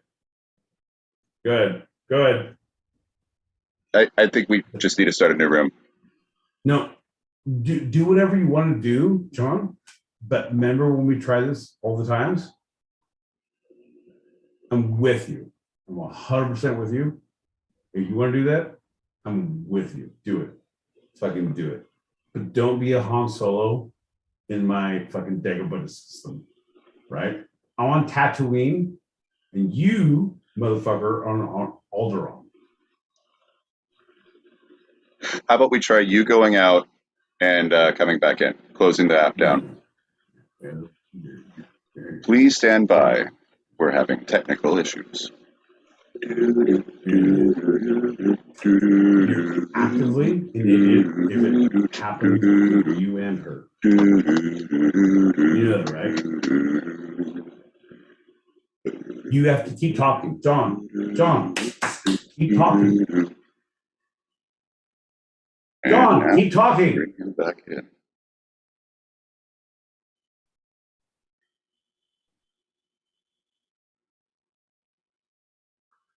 Well, howdy. Are you at normal volume? No. Now? Can you hear me? Yes. Yeah. Keep talking. No, we are great. We are fantastic. That worked. I don't like how you troubleshoot things, John. You are the worst engineer. Actively, I was talking to my buddy today, like, I feel like we're making enough money not through the P.O. box, not through the fans only, but I feel like we're making enough money where I need to hire someone to do the work that John is so fucking stupid at. It's not a reflection on you. You're an idiot. Like, it's not you specifically. Like, you're not good at things. Like, right? It's just a reflection of like, oh, hold of a mirror, you're an idiot. No big deal. Right? Like, it's a mirror. Like, wow, how dare we? Who needs it? Right? But I'm saying if we figure this shit out and we have people who are doing things of this stuff, and like, you don't have to like text me like my mom texts me at fucking midnight. Like, I don't need this bullshit of idiots. Like, I adore all of you, but sometimes I don't need to hear your stupidity. Like, you're not making good sense at this point in life. And maybe if I respond, I'm going to hurt everyone's feelings. So how about we just shut the fuck up and get a goddamn professional to do the work that the Lord knows we need to do. Well, that sounds fantastic. And that's going to lead us into our final segment of the evening, the life and works of Stephen Sondheim. No, John, you're an asshole. Like, this is the fun segment. If it ain't Rodgers and Hammerstein, I ain't playing, baby. Fuck you. They both Sondheim, make cameos in here. Oh no, they make great cameos though, because of course they would. If you don't, I would literally stab you in the throat next time I see you. But you're gonna do a Sondheim? Like, who is the darkest motherfucker I can think about to entice Pete with a musical theater darkness? Bro, come on, bro. You're fucking killing me. All right, go on. Tell me about Stephen Sondheim, because we are all waiting with bated breath. Ugh. I think this is a fantastic life. Stephen Joshua Sondheim was born in New York City on March 22nd, 1930, and was widely acknowledged as the most innovative and most influential composer and lyricist in modern Broadway history. Right. He was acknowledged by who, John? Now, are we going to start picking you apart on paragraph 1, or are we going to wait till you talk about what he's done in paragraph 4? Because right now, I will take umbrage with what you're saying. The most, he was said by some. Tell me who your some are, John. Who are the some? Who are the ones who said that Stephen Sondheim is the fucking king shit? John, I fucking implore you. Well, was it Jason Robert Brown, the composer? I'm asking you. His first name it might not be Jason, but Robert Brown, the composer of composer past said life. He is the one composer said that he was this, and you're Jonathan Larson. No, so there's 2 now, right? Lin-Manuel Miranda. Go on. All have said that he was the biggest influence in their lives and brought them to influence. So what you initially said was not influence in a composer's life, right? I know you have it written down there. I literally know you have it written down. So tell me what your first words were, because I'm taking umbrage with the first words. Widely acknowledged as the most innovative and influential composer and lyricist in modern Broadway history. Acknowledged and most influential producer and innovative. In Broadway.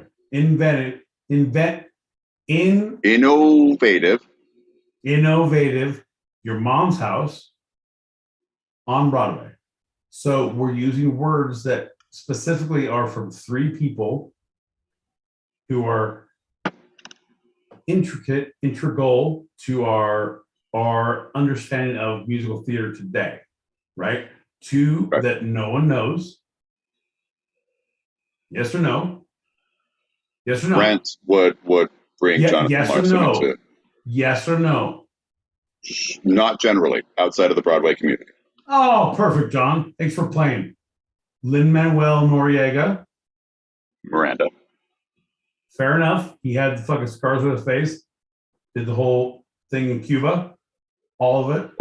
John, see? Who knows what? I'm saying you would say names of people who were like, these are the most influential. No, they're not. No, they're not. To us, no, they're not. I'm speaking for the common man, John. Fuck you. No, they're not. No one knows about these motherfuckers. We know Lin-Manuel because he did Hamilton, because he said these shits. And he was like, oh my God. And then we realized, like, oh, you did In the Heights before you did. I didn't know he did In the Heights before he did Hamilton. Yeah. I had to learn that. And I'm a musical theater nerd, right? So you're saying people and choreographers and producers, John, you're not saying anything that's smart. Well, let me maybe back that up with some specifics. I fucking dare you. I actively dare you. Okay. No, all the fucking backsteps, all specifics, do it. I'm so waiting. Bated breath. Look at me. I'm salivating. I'm like Pavlov's dogs. This is after paragraph 1. This is gonna be fun. Oh, and this is the fun part? Fuck you, John. I got shit to do in the morning. I gotta be up at 5. This is bullshit. For more than 50 years, Sondheim set a standard of brilliance and artistic integrity in musical theater. His accolades include an Academy Award, 8 Tonys, more than any other composer, special Tony Award for Lifetime Achievements in the theater, multiple Grammys, multiple Desk Awards, and a Pulitzer Prize. He also has 2 theaters, one in Broadway, on Broadway, and one at the West End, that are named after him. So, and both of those happened in his lifetime. So all of that is just to show that he is very accepted as extremely innovative and possibly even influential in the Broadway and West End community. Oh, my God. 100%. Oh, John. So influential. So inspiring. Oh, John. I promise you, give me 5 years, I will have a theater off Broadway named after me. It's gonna be having, bro, heavy mob ties, like active heavy mob ties. We're gonna have fucking small bit man doing like, hey, fucking this guy. Like, we're gonna do great bit work. Like, fucking, I think you got upper management written all over you, fucking Frankie the thumbs. And you guy, hey, fucking gay. Bro, he's great. No, he is great. He is great. He is great. I'm not, the way that you're fucking jerking him off. No, man. No. He's great. He's no fucking Rodgers and Hammerstein. He had some great shows. He had some amazing shows, but they were literally in the pocket of the moment of what the zeitgeist of what our thought processes were in that moment, and he did it. And he was amazing in his musical capability with that forefront, that thought process. But if you take that, all you do is capitalize on literally every specific moment, instance of our lifestyle. You're not through the ages. You're not. Like, he's great, bro. He's great, but he's not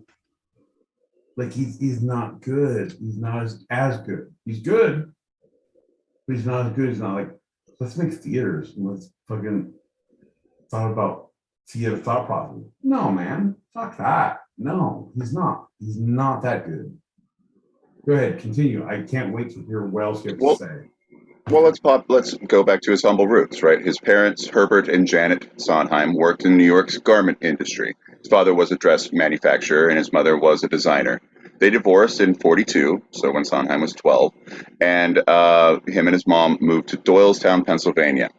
He began studying piano and organ at a young age and was practicing songwriting as a student in George School when he met producer and lyricist Oscar Hammerstein, who gave the young Sondheim advice and tutelage and served as a surrogate father during this time.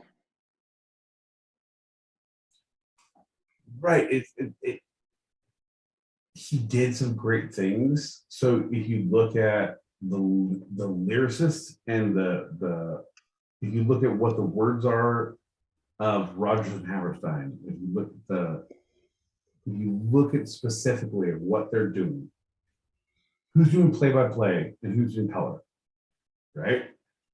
And like, okay, you're a great color man. You're amazing at play-by-play, but should you go on your own? Like, there's very few, like, NSYNC was amazing. Fucking Justin Timberlake was the only one who got a goddamn contract, right? You look at 98 Degrees. Fuck you. You married Jessica Simpson, and that is the best anyone got from that. Like literally, you have to see what is happening. Like you can have your musical theater credentials, you can have your thought process, you can have the things, but what are you doing, bro? What are you doing? Does the rubber meet the road or does it not? Like we'll get to that. Like, no, 100%. We're gonna get to that. If you don't think we're going to, I promise you, John, you are sadly mistaken. I will come to New York. I'll put you down. Swear to God. I know where you live, and I've seen where you sleep, and your mother will be sad when I have destroyed you. So Hammerstein was extremely influential on Hammerstein. Sondheim said, quote, "He taught me how to structure a song, what a character was, what a scene was. He taught me how to tell a story, how not to tell a story. He made..." Keep going. Like I'm throwing my arms up. Like, how are you not? How not to tell a story. How to make stage directions practical. So highly influence of Hammerstein, right? Right. No, but you need to listen to all these things. Like, yeah, bro. I feel like I am a mentor of the comedy of the superfluous stupidity that you need to know what you're trying to get into, bro. I get it. You're educated. Everyone applauds you in a slow clap that starts to succeed and get faster. Everybody knows you're smart. Fuck off, John. Jesus Christ. No, man.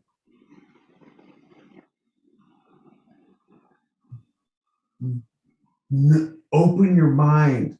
Don't be so closed-minded. This is a motherfucker who's dark and bullshit and found a purpose through the people who like, oh, look at this guy. Find a purpose, find a thing with other places. I'm not saying me. Honestly, I'm saying me. But I'm not saying me, but I'm saying, bro, if you want to be funny, do it. Get farther.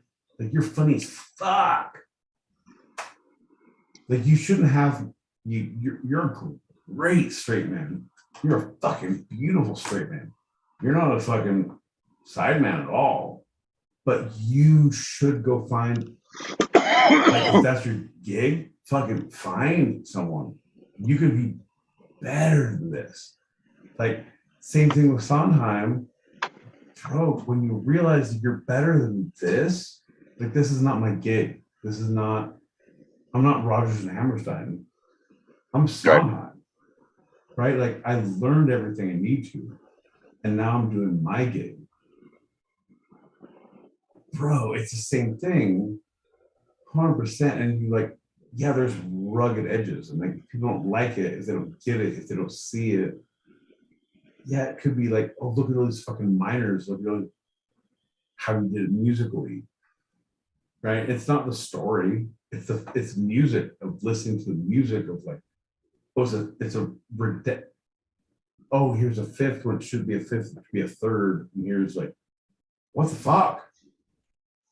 And like he does things specifically, and if you are not watching the music, like it's a thing. Like, dude, you're so good, you're good.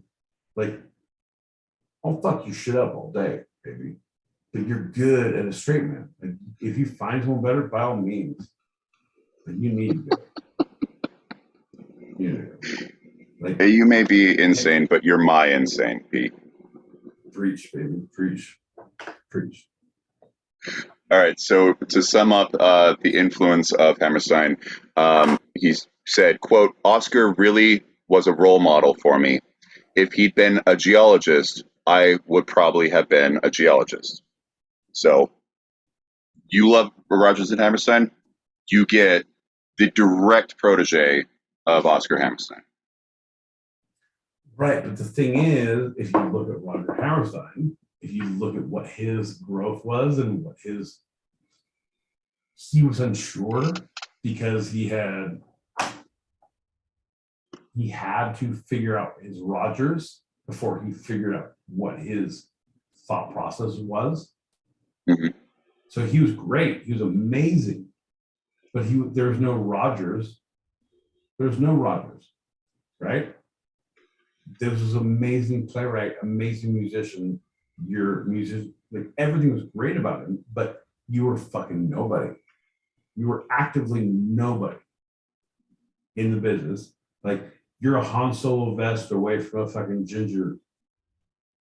Really, like you're nothing. Actively nothing. Welcome party, John. Daddy's here to preach. So he went to George School in Pennsylvania for high school and Williams College in Massachusetts, and then moved to New York.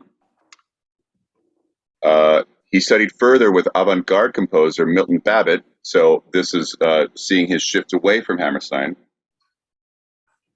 And in New York, between 48 and 51, he wrote All That Glitters, High Tor, Mary Poppins, and Climb High, all musicals that were never produced, as part of a course of study under his mentor, Oscar Hammerstein II. And Saturday Night in 1954 was his first professional musical, but it only had its world premiere in London in 1997, and it still has never come to Broadway. Right, no, 100%. The whole thing is, it's all about timing, place, perspective. We all know Charlie Babbitt, right? That was Tom Cruise when he's like, Wapner comes on at 4, Charlie Babbitt. Like we all know Charlie Babbitt, right? And it's like, and now we're a musical. Everybody knows what, John. See? And that is where the rubber meets the road, baby. So a big break, obviously, was when author Lawrence brought Sondheim into contact with composer Leonard Bernstein and choreographer Jerome Robbins, who were looking for a lyricist for the contemporary musical adaptation of William Shakespeare's Romeo and Juliet. See, no, why you gotta bring Shakespeare to it? Because Jerome Robbins is one of my idols, and that's how I feel like I move, like more with Jerome Robbins, of like sachet, plie, fuck off, whatever. And now you're gonna be bringing this into that mess, Tom. All right, no, fair enough. No, I'm all ears. I can't wait. So, writing the song lyrics for West Side Story, which opened in 1957, Sondheim thus became part of one of Broadway's most successful productions of all time.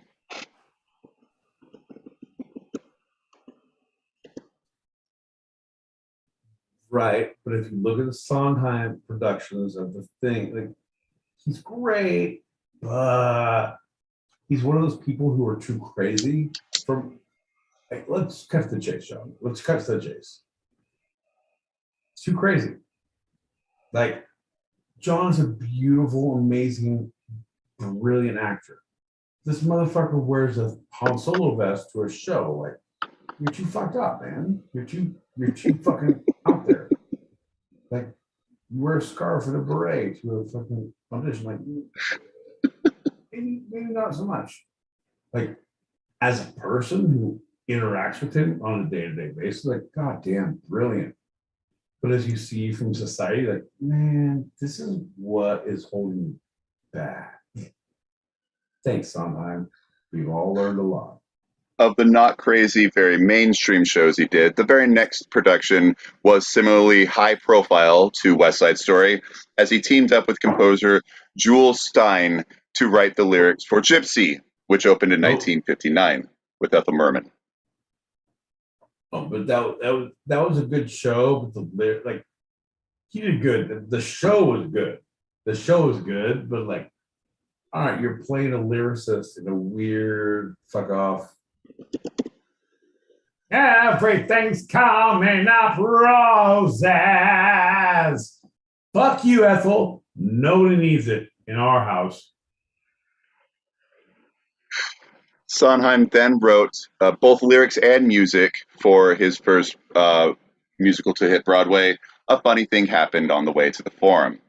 It was a comedy about ancient playwrights, Platypus.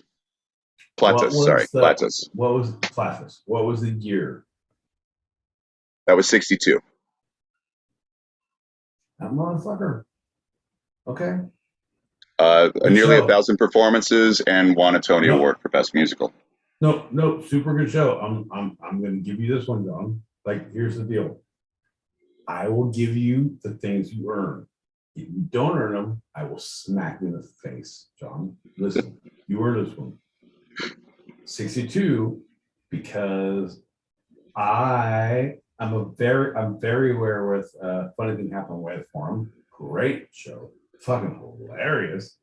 But in my movie, because I don't believe in researching things I know, because I'm a goddamn genius, I thought that it was based off of, I thought it was 80, 87, 88, because it had Zero Mostel and like all the, like, okay, I thought it was based, like, they had the idea from Mel Brooks' History of the World, and this was like another deviation of, now we're doing Roman bullshit, but with a musical. Literally, Mel Brooks, you son of a bitch, you stole from them. I see it. I see it now. That's right. I don't like it. I don't like it, but I see it. I see it. I don't like it.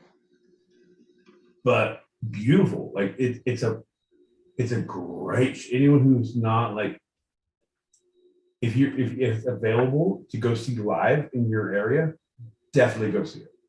This is one of the 3 shows that I would say definitely go see. It's a live show. Like, even if it's fucked up, even if they're not good at production, it's fucking great. It's just fucking great. It's so good. It's so fucking good. Anyway, John, I digress. You're a ginger. You have a Han Solo vest. Speak out of turn. Mea culpa. Continue.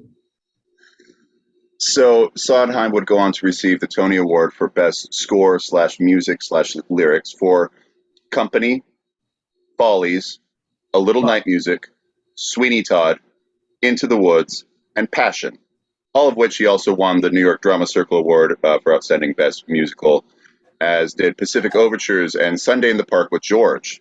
In total, his works have accumulated more than 60 individual and collaborative Tony Awards. And the Pulitzer came from 1984's Sunday in the Park with George. There it is. Folks, I'm going to take a breath. I'm going to give one hard shot across the bow, and then I'm going to take a breath and we'll be good. I was unsure. I was unsure about it, right? I knew something was awry. I knew strange things were afoot, John. When I saw a set outfit, and I was like,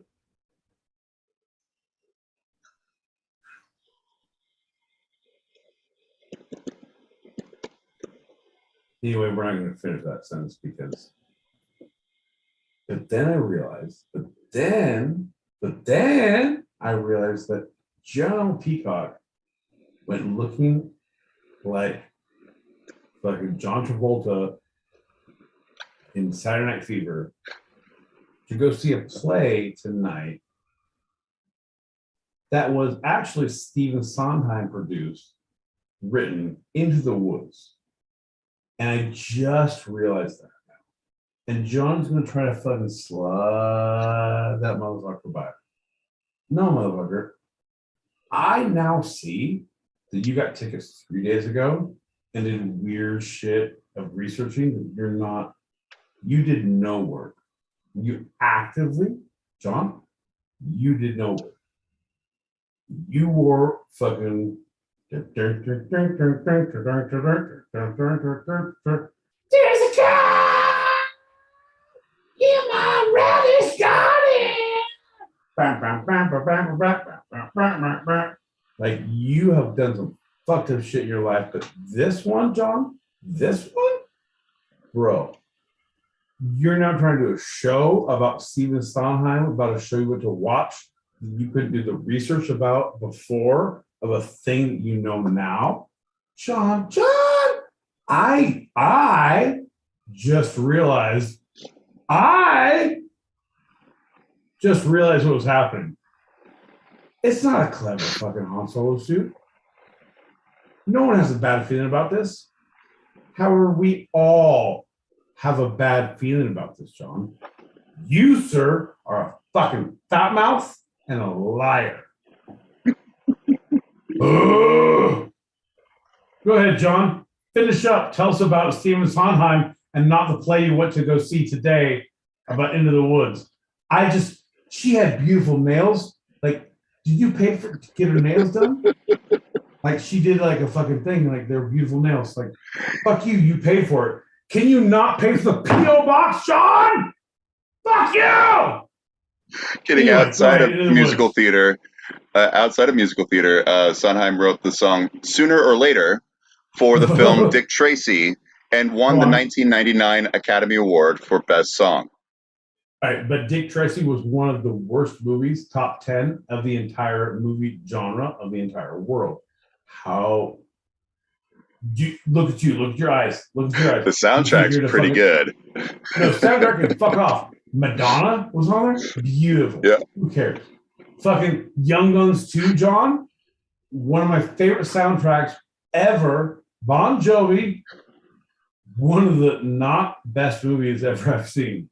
John, have you seen Big Trouble in Little China? Come on. Jack Burton here. Folks, if you like what you've heard, you can't believe what you've seen, if you don't understand why John is wearing a vest, don't be afraid to hit that subscribe, hit the like. We are live right now on YouTube, and when you're on YouTube, you can like us. You can hit that alert. You can do all the things that your mama told you never to do. But those are the things that make you a good damn person. John, I like your vest. I got a bad feeling about the rest of the show. And of course, our YouTube channel is Two Sided Podcast. That's TWO Sided Podcast. So in 1992, he declined the National Medal of Arts from the Bush administration, but accepted it from the Clinton administration in 96. In Japan, in 2000, he was awarded the Premium Imperiale, the highest honor for lifetime of artistic achievement. Worse. I wish you had researched more of this and learned more of the words and the verbiage before you started reporting aggressively and cutting me off. It's good. So we're talking about artistic Stephen Sondheim, but you now made political statements. And now I didn't. Just what he did. He rejected the one from the Bush administration in 92. He accepted it from the Clinton administration in 96, and in 2000 he got something from Japan. Ladies and gentlemen, boys and girls, children of all ages, if you don't understand the emotional trauma that I deal with on a daily basis with John L. Peacock, where he's like, I don't know what you're saying. These are all facts. Like, John, what we deal with in comedy is implications, is funny, ha, ha, ha, ha. Maybe we just give a little lean, give a nod, give a something, he's like, nope, these are the facts. And I said this, and they said this, and we are this. Like, you're the worst Han Solo. And I promise you, if I found my job with Hut that was true to me, I would definitely let him know where you were so you could be fucking frozen and carbonite. Actively, fuck you, carbonite John. Put your hands up. Carbonite. There you go. Fuck off. John, pick up what we're putting down, baby. Pick up what we're putting down. So Sondheim was also on the council of the Dramatists Guild, the National Association of Playwrights, Composers, and Lyricists, and served as the president from 73 to 81, in which he founded the Young Playwrights, Inc., to develop and promote work of American playwrights aged 18 and younger. Starting to look at the influence aspect, Bro, 100%. I don't know how much longer we're going, but I feel like we need to fucking pick up the pace. My whole thing is I was looking at I was going to adopt a 17-year-old Filipino girl. I don't know.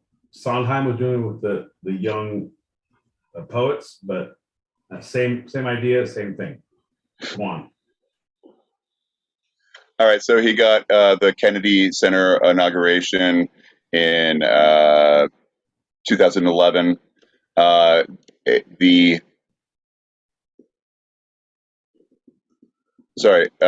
Just finding it. I'm moving on. Here it is. In 2010, so good. July of 2010, the Henry Miller Theater was renamed the Stephen Sondheim Theater on Broadway. Bullshit.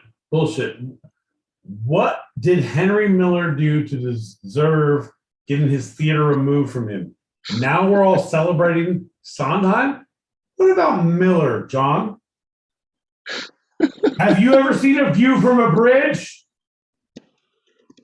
I happen to have. Maybe it was with a friend of mine. He visited New York at the time. How about fuck you? I meant metaphorically. Have you seen A View from a Bridge where it made you question the ideas of why theaters are replaced with stupid other people? John? Metaphorically. This is why we're friends. Folks, if you can't believe what you're seeing, if you don't understand where the anger comes from, if you don't believe it, it can't be true. I promise you, come to my therapy sessions. Wait, shit. Wrong key card.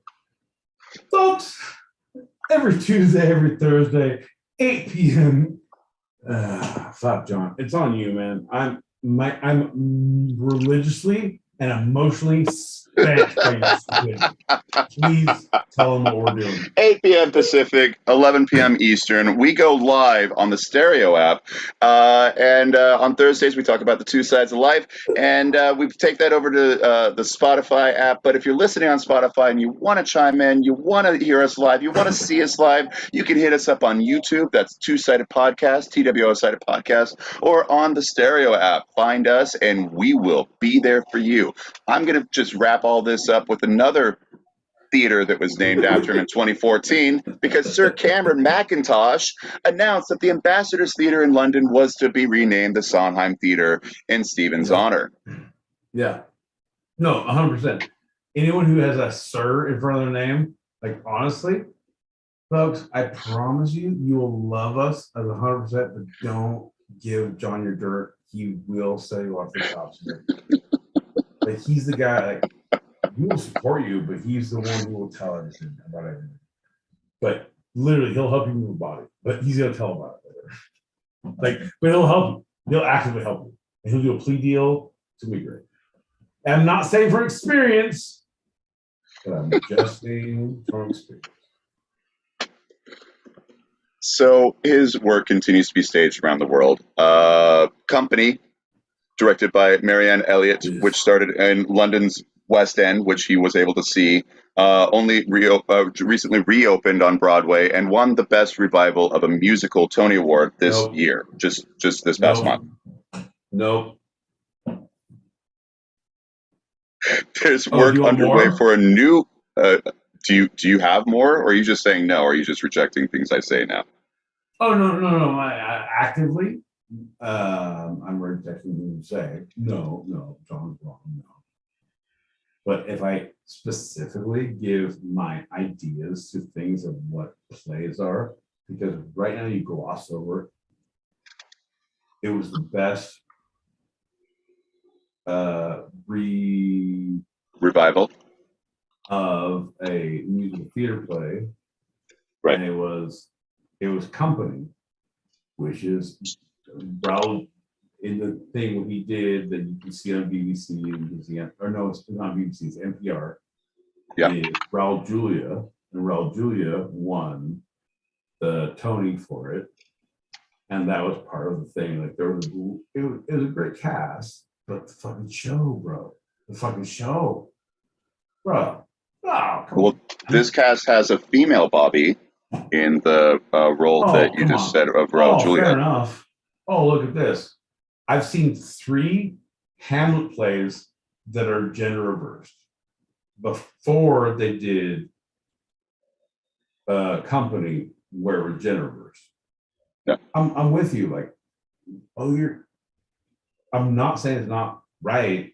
Like, bro, gender's a thing. Like, whoever's attracted to anyone, like, if you can sing it, if you can dance it, if you can make the thing work, like, cool. I've seen some beautiful works, but like just because, all right, everyone who's a girl is now a boy.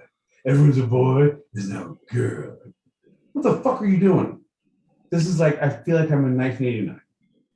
Like, this is how you fix the bullshit. Like, you don't fix the fucking beat. John. Yeah. This is how we fix the bullshit. You aggressively look the face of Satan in the eyes and you think about it and you talk about it. You don't read from your script. Aggressively, you be a goddamn human and you state your truth. And you have not done that on these shows, John. I love you. I love you more than anything. You don't do that. You're good. But people don't know how good you are, bro. Like when I was saying, like, find like you're the best straight man, like you're the fucking best straight man ever.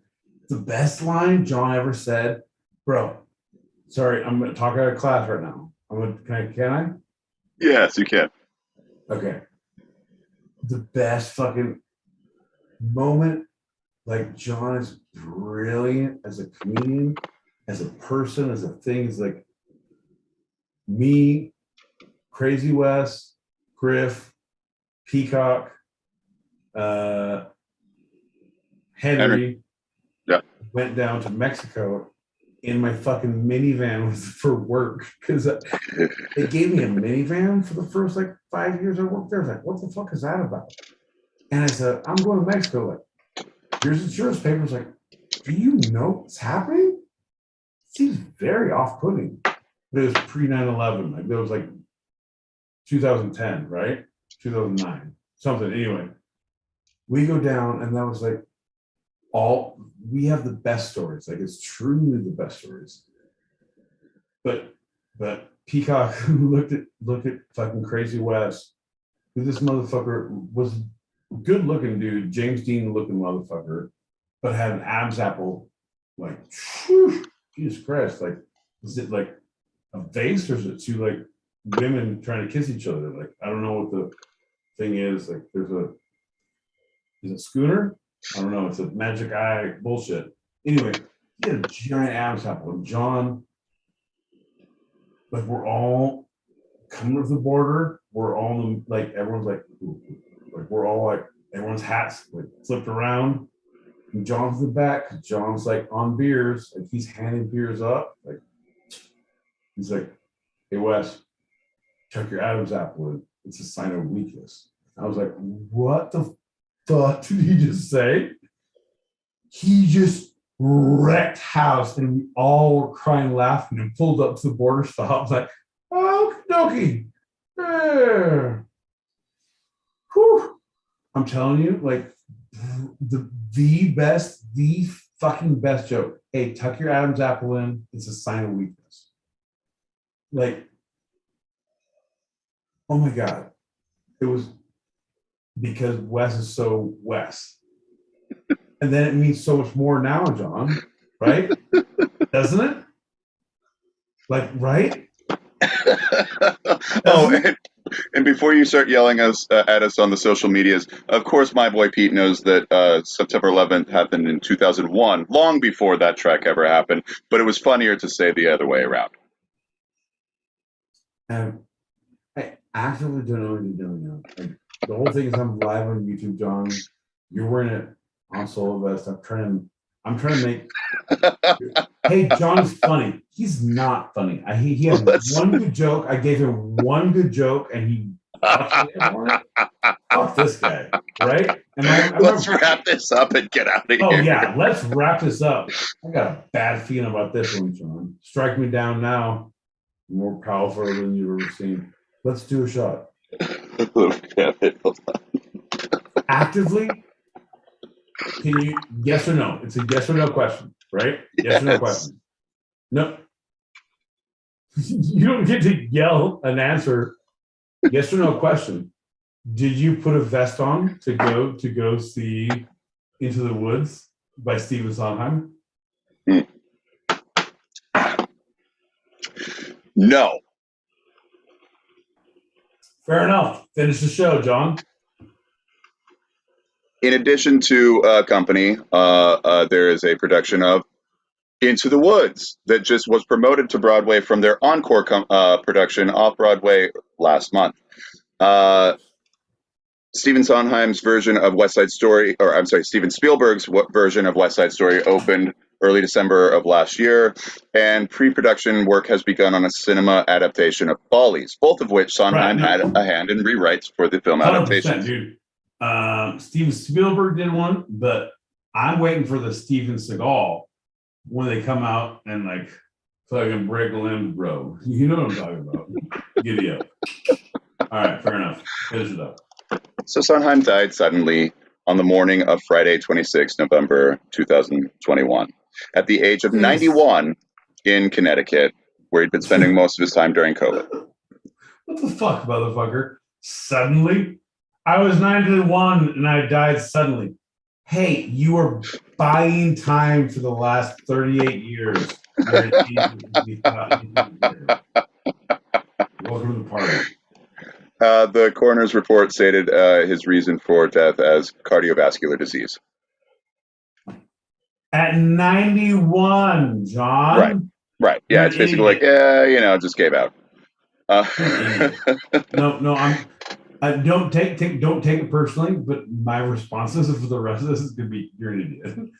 It's not against you, because I have in the Patreon chat about how much I love, respect, and think John's comedy is amazing. So if you sign up for that, or in fans only, you can see what I truly feel about John. But unless you pay money, you're gonna feel the hatred. He also created cryptic crosswords for New York Magazine in the late 60s, and was a screenwriter for television series Tupper. I'm with that. I'm okay with that. Keep going. You're safe thus far. Other shows that weren't talked about that he did: Anyone Can Whistle, Pacific Overtures, Merrily We Roll Along, Assassins. We all know about that. Right. Okay, go ahead. Merrily We Roll Along is actually getting a Broadway revival that was just announced. It might be the first show that Sondheim wouldn't have heard of that is happening, of all of his shows that are being brought back. Right. No, and that's one of those things where it's like,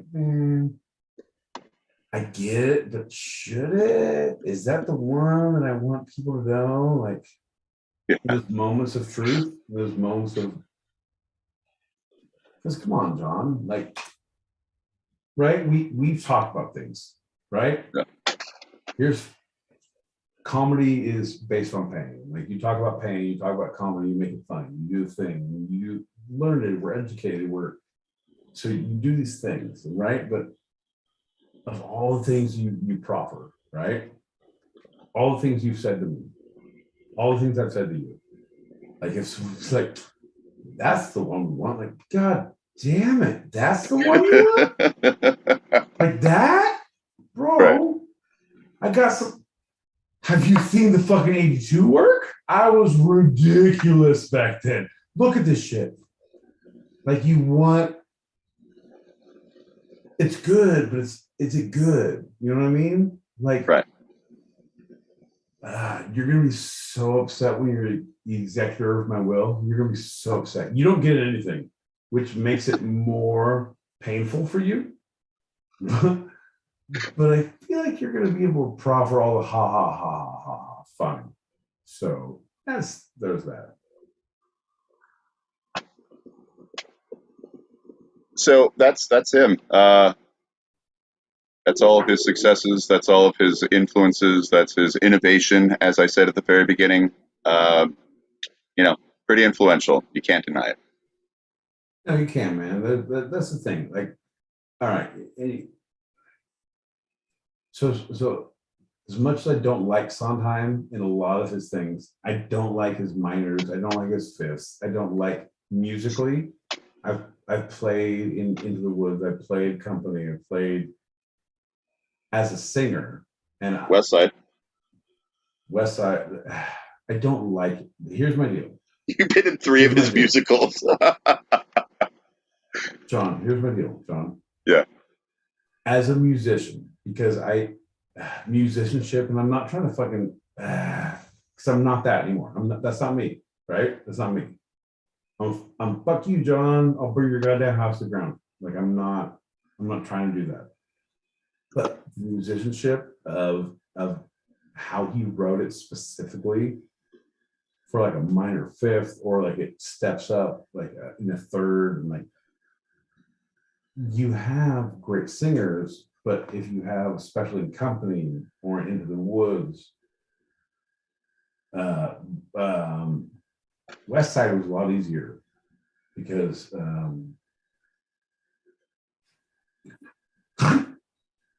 Leonard Bernstein. Yeah, now I'm blanking out because I was going to say Tony Robbins. Like, you got all that. Fuck off. I don't know. You know what I'm saying? Like, right. He was very, in his later works, his things were like beautiful, unbelievable. Yeah. But you have to be a full-on musician to appreciate and actively execute the musicianship that he did. Right. And you could fake it, right, John? And you know me, bro. You know me. I'll fake the shit out of anything. I'm beautiful. I'm hilarious. But when you come 3 weeks in, and like, I'm stripped naked. Like, I need to understand this. I need to understand what this minor third change is. I need to hear it. I need to like sit quietly in a fucking steam room naked, hearing this over and over, this fucking 6 beats. Like, what am I doing with my life? Right? And then if you're not doing that, then like you want to appreciate it. And I did it. And then I stopped. I don't. But fuck them. Like, you want Into the Woods is great. Too long, don't need it. Hey, cut it in half. I'm ready to rock. You can have, here's what you need in musicals. Like, these are the specific things that like get the masses in the musicals. But if you're doing the artistic things, no, man, you're not going to get the people. You're not. Bro, you're not. And it's okay. But you were such a cynic, having been in 3 of his musicals, to people coming to see it and knowing about how Broadway flocks to him. The Broadway audiences flock to his musicals every single season. Not to come. I told people not to come. And they still came. When I was in Company, I told them not to come. Yeah. Actively told them not to come. Actively. Well, you know it's true. Anyway, fuck off. John. Sources for this episode of Two Sided have been the first segment, National Cancer Institute, the Mayo Clinic, and Cancer Atlas. Second segment. Oh, all right. Fair enough. I'm going to dig up some references over here. Go ahead, continue. The Stephen Sondheim Society, Biography.com, the New York Times, and the New Yorker. All right, the segments for my boy Pete's retractions and reiterations are: I can't believe it's not better, because I can't believe it's not better in life. It's a takeoff of I can't believe it's not butter for all the people who are doing all those weird diets. Call your mom, she'll know. John, see, you go with my own manifestations and stupidity. John. Also, I'd like to thank Marijuana Wheats. We've only done 2 shots this entire show, and I feel like we're being better adults, John. I feel like we're funny without booze. I feel like we're Han Solo without the trilogy. I feel like we are. Look at this motherfucker. Hey, let's get another shot ready to head out of here. We got 5 messages. We're going to play them now, and my boy Pete is going to save his very funny quips for the green room. No, 100%. But I want to say that John legalistically said he did not wear the vest to go to the show Stephen Sondheim of Into the Woods. And so what we're going to hear is John's going to explain that in the green room after we play the 5 clips and we go to the green room, because we all know what has fucking transpired. Oh shit. Okay, Pete, I gotta score you on those accents. I think. See, fuck shit, mate. That's not the Aussie accent. You're kind of getting there, but not really. Right, at all, bro. Right. So I'm going to stay at your house for 4 weeks. Drag out your words. Come to your house. I'll raise your cat. Of in and there was a recommendation. I'd suggest you maybe look up Bob Hawke. No, Bob, bro, you told me that before, and I felt very bad about it because I haven't done the good things. Prime Minister of. I know, and he was not good, bro. Bob Hawke. So he's going to see John's going to keep going. John's actually going to keep going. Yeah, Scottish accent was fucking terrible. Mine's not too good anyway. Wow. But, fuck you on that one, bro. That was my best one. Your homework? Yeah. Google Yellow Pages Go-Go Mobile. That's G-O-G-G-O. R.I.P. Tommy Dysart. Fucking legend. He is a fucking Scottish, Aussie, fucking legend, fucking actor. He is a fucking right royal fucking. Crazy, right? He's a fucking top. Nobody listens to that. I gotta work on my fucking Scottish accent a bit more. No, you're doing good. Actively, I don't know, it's because you're Australian or because you're doing a bad impression of an American. I don't understand a word you're saying. You're actively the worst speaker I've ever heard. No. So John's like, we're fucking plowing through. He's like, no, dude, I gotta bust balls like a motherfucker. Here's the deal, bro. Oswald, I'm coming to your house. Like, it's only like, hey, fucking mate, it's only fucking $1,500. I need you to pick me up fucking from the fucking airport. Only fucking trike, fucking dingo, or running back to your house. Fucking, I'll watch your cat. Look at this, fucking level you up on all the fucking games. Mate, that's how I fucking study, right? I fucking listen to the fucking mates I'm with. See, and the mates I'm with means nothing to them. The fuck, like, it feels better. The fucking mates I'm with, like, folks, if you like what you've seen, if you can't believe you heard, you're right behind the curtain. Oswald, goddamn, I'm coming to your house. And what was next there? The fucking the Queen's British. What? The royal families. You're the worst. That I'm too Aussie to do a fucking British 100% Queens. I got this one. I got this one. We didn't have to be quiet about it. British accent. Your impression though was fucking tops. See? You get that? And I did fucking John Williams. What? Reference. What's your homework? The Queen. Just look up some footage of the Prince Charles, tough cunt. Yeah, there's your homework. And your Russians. Whoa. Careful. What's my Russian, you motherfucker? My Russian is my goddamn bread and butter. Here's the deal. Of course you don't like the fucking English. You were sent to an island because you're a goddamn thief, you goddamn people. Yeah. America, fuck yeah. Don't know. I got a caveat that. Bullshit. Ah. Gogomobile. Gogomobile. Gogomobile. I was wondering if G-O-G-G-O.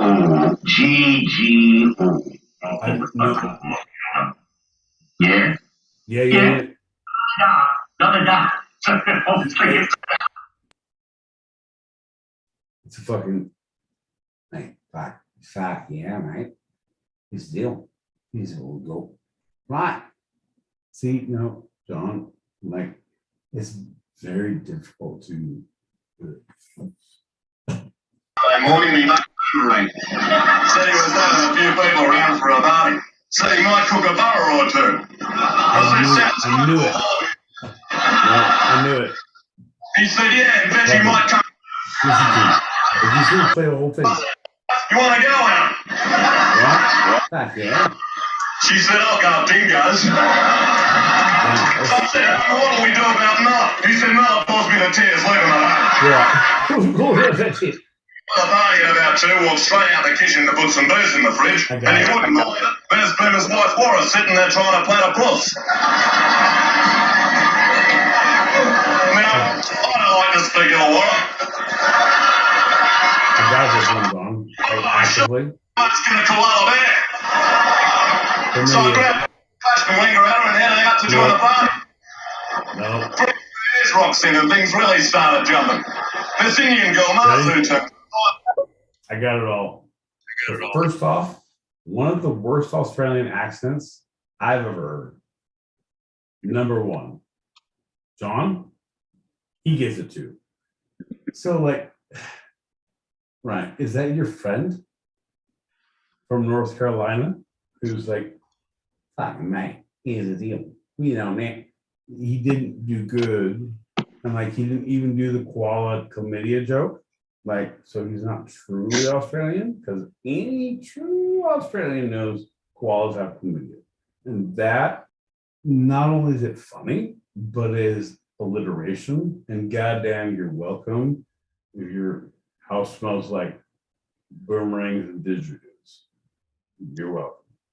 Also, I'm coming to Australia, and I'm going to stay with you. Fucking, here's the deal.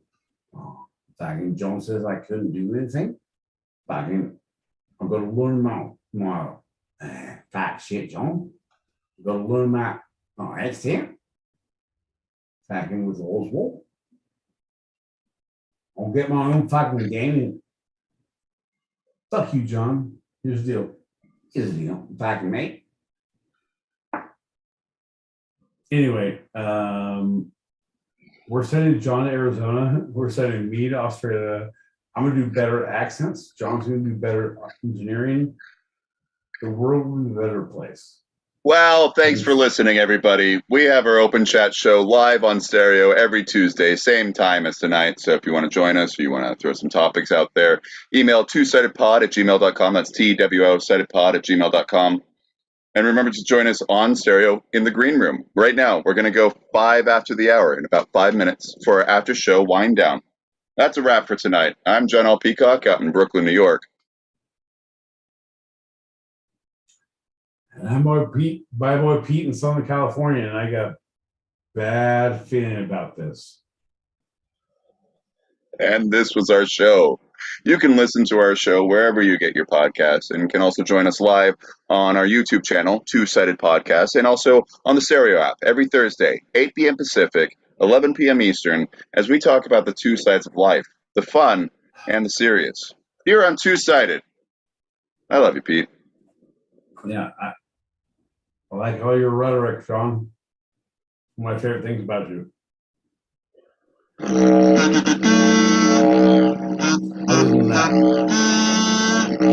specifically, other than that,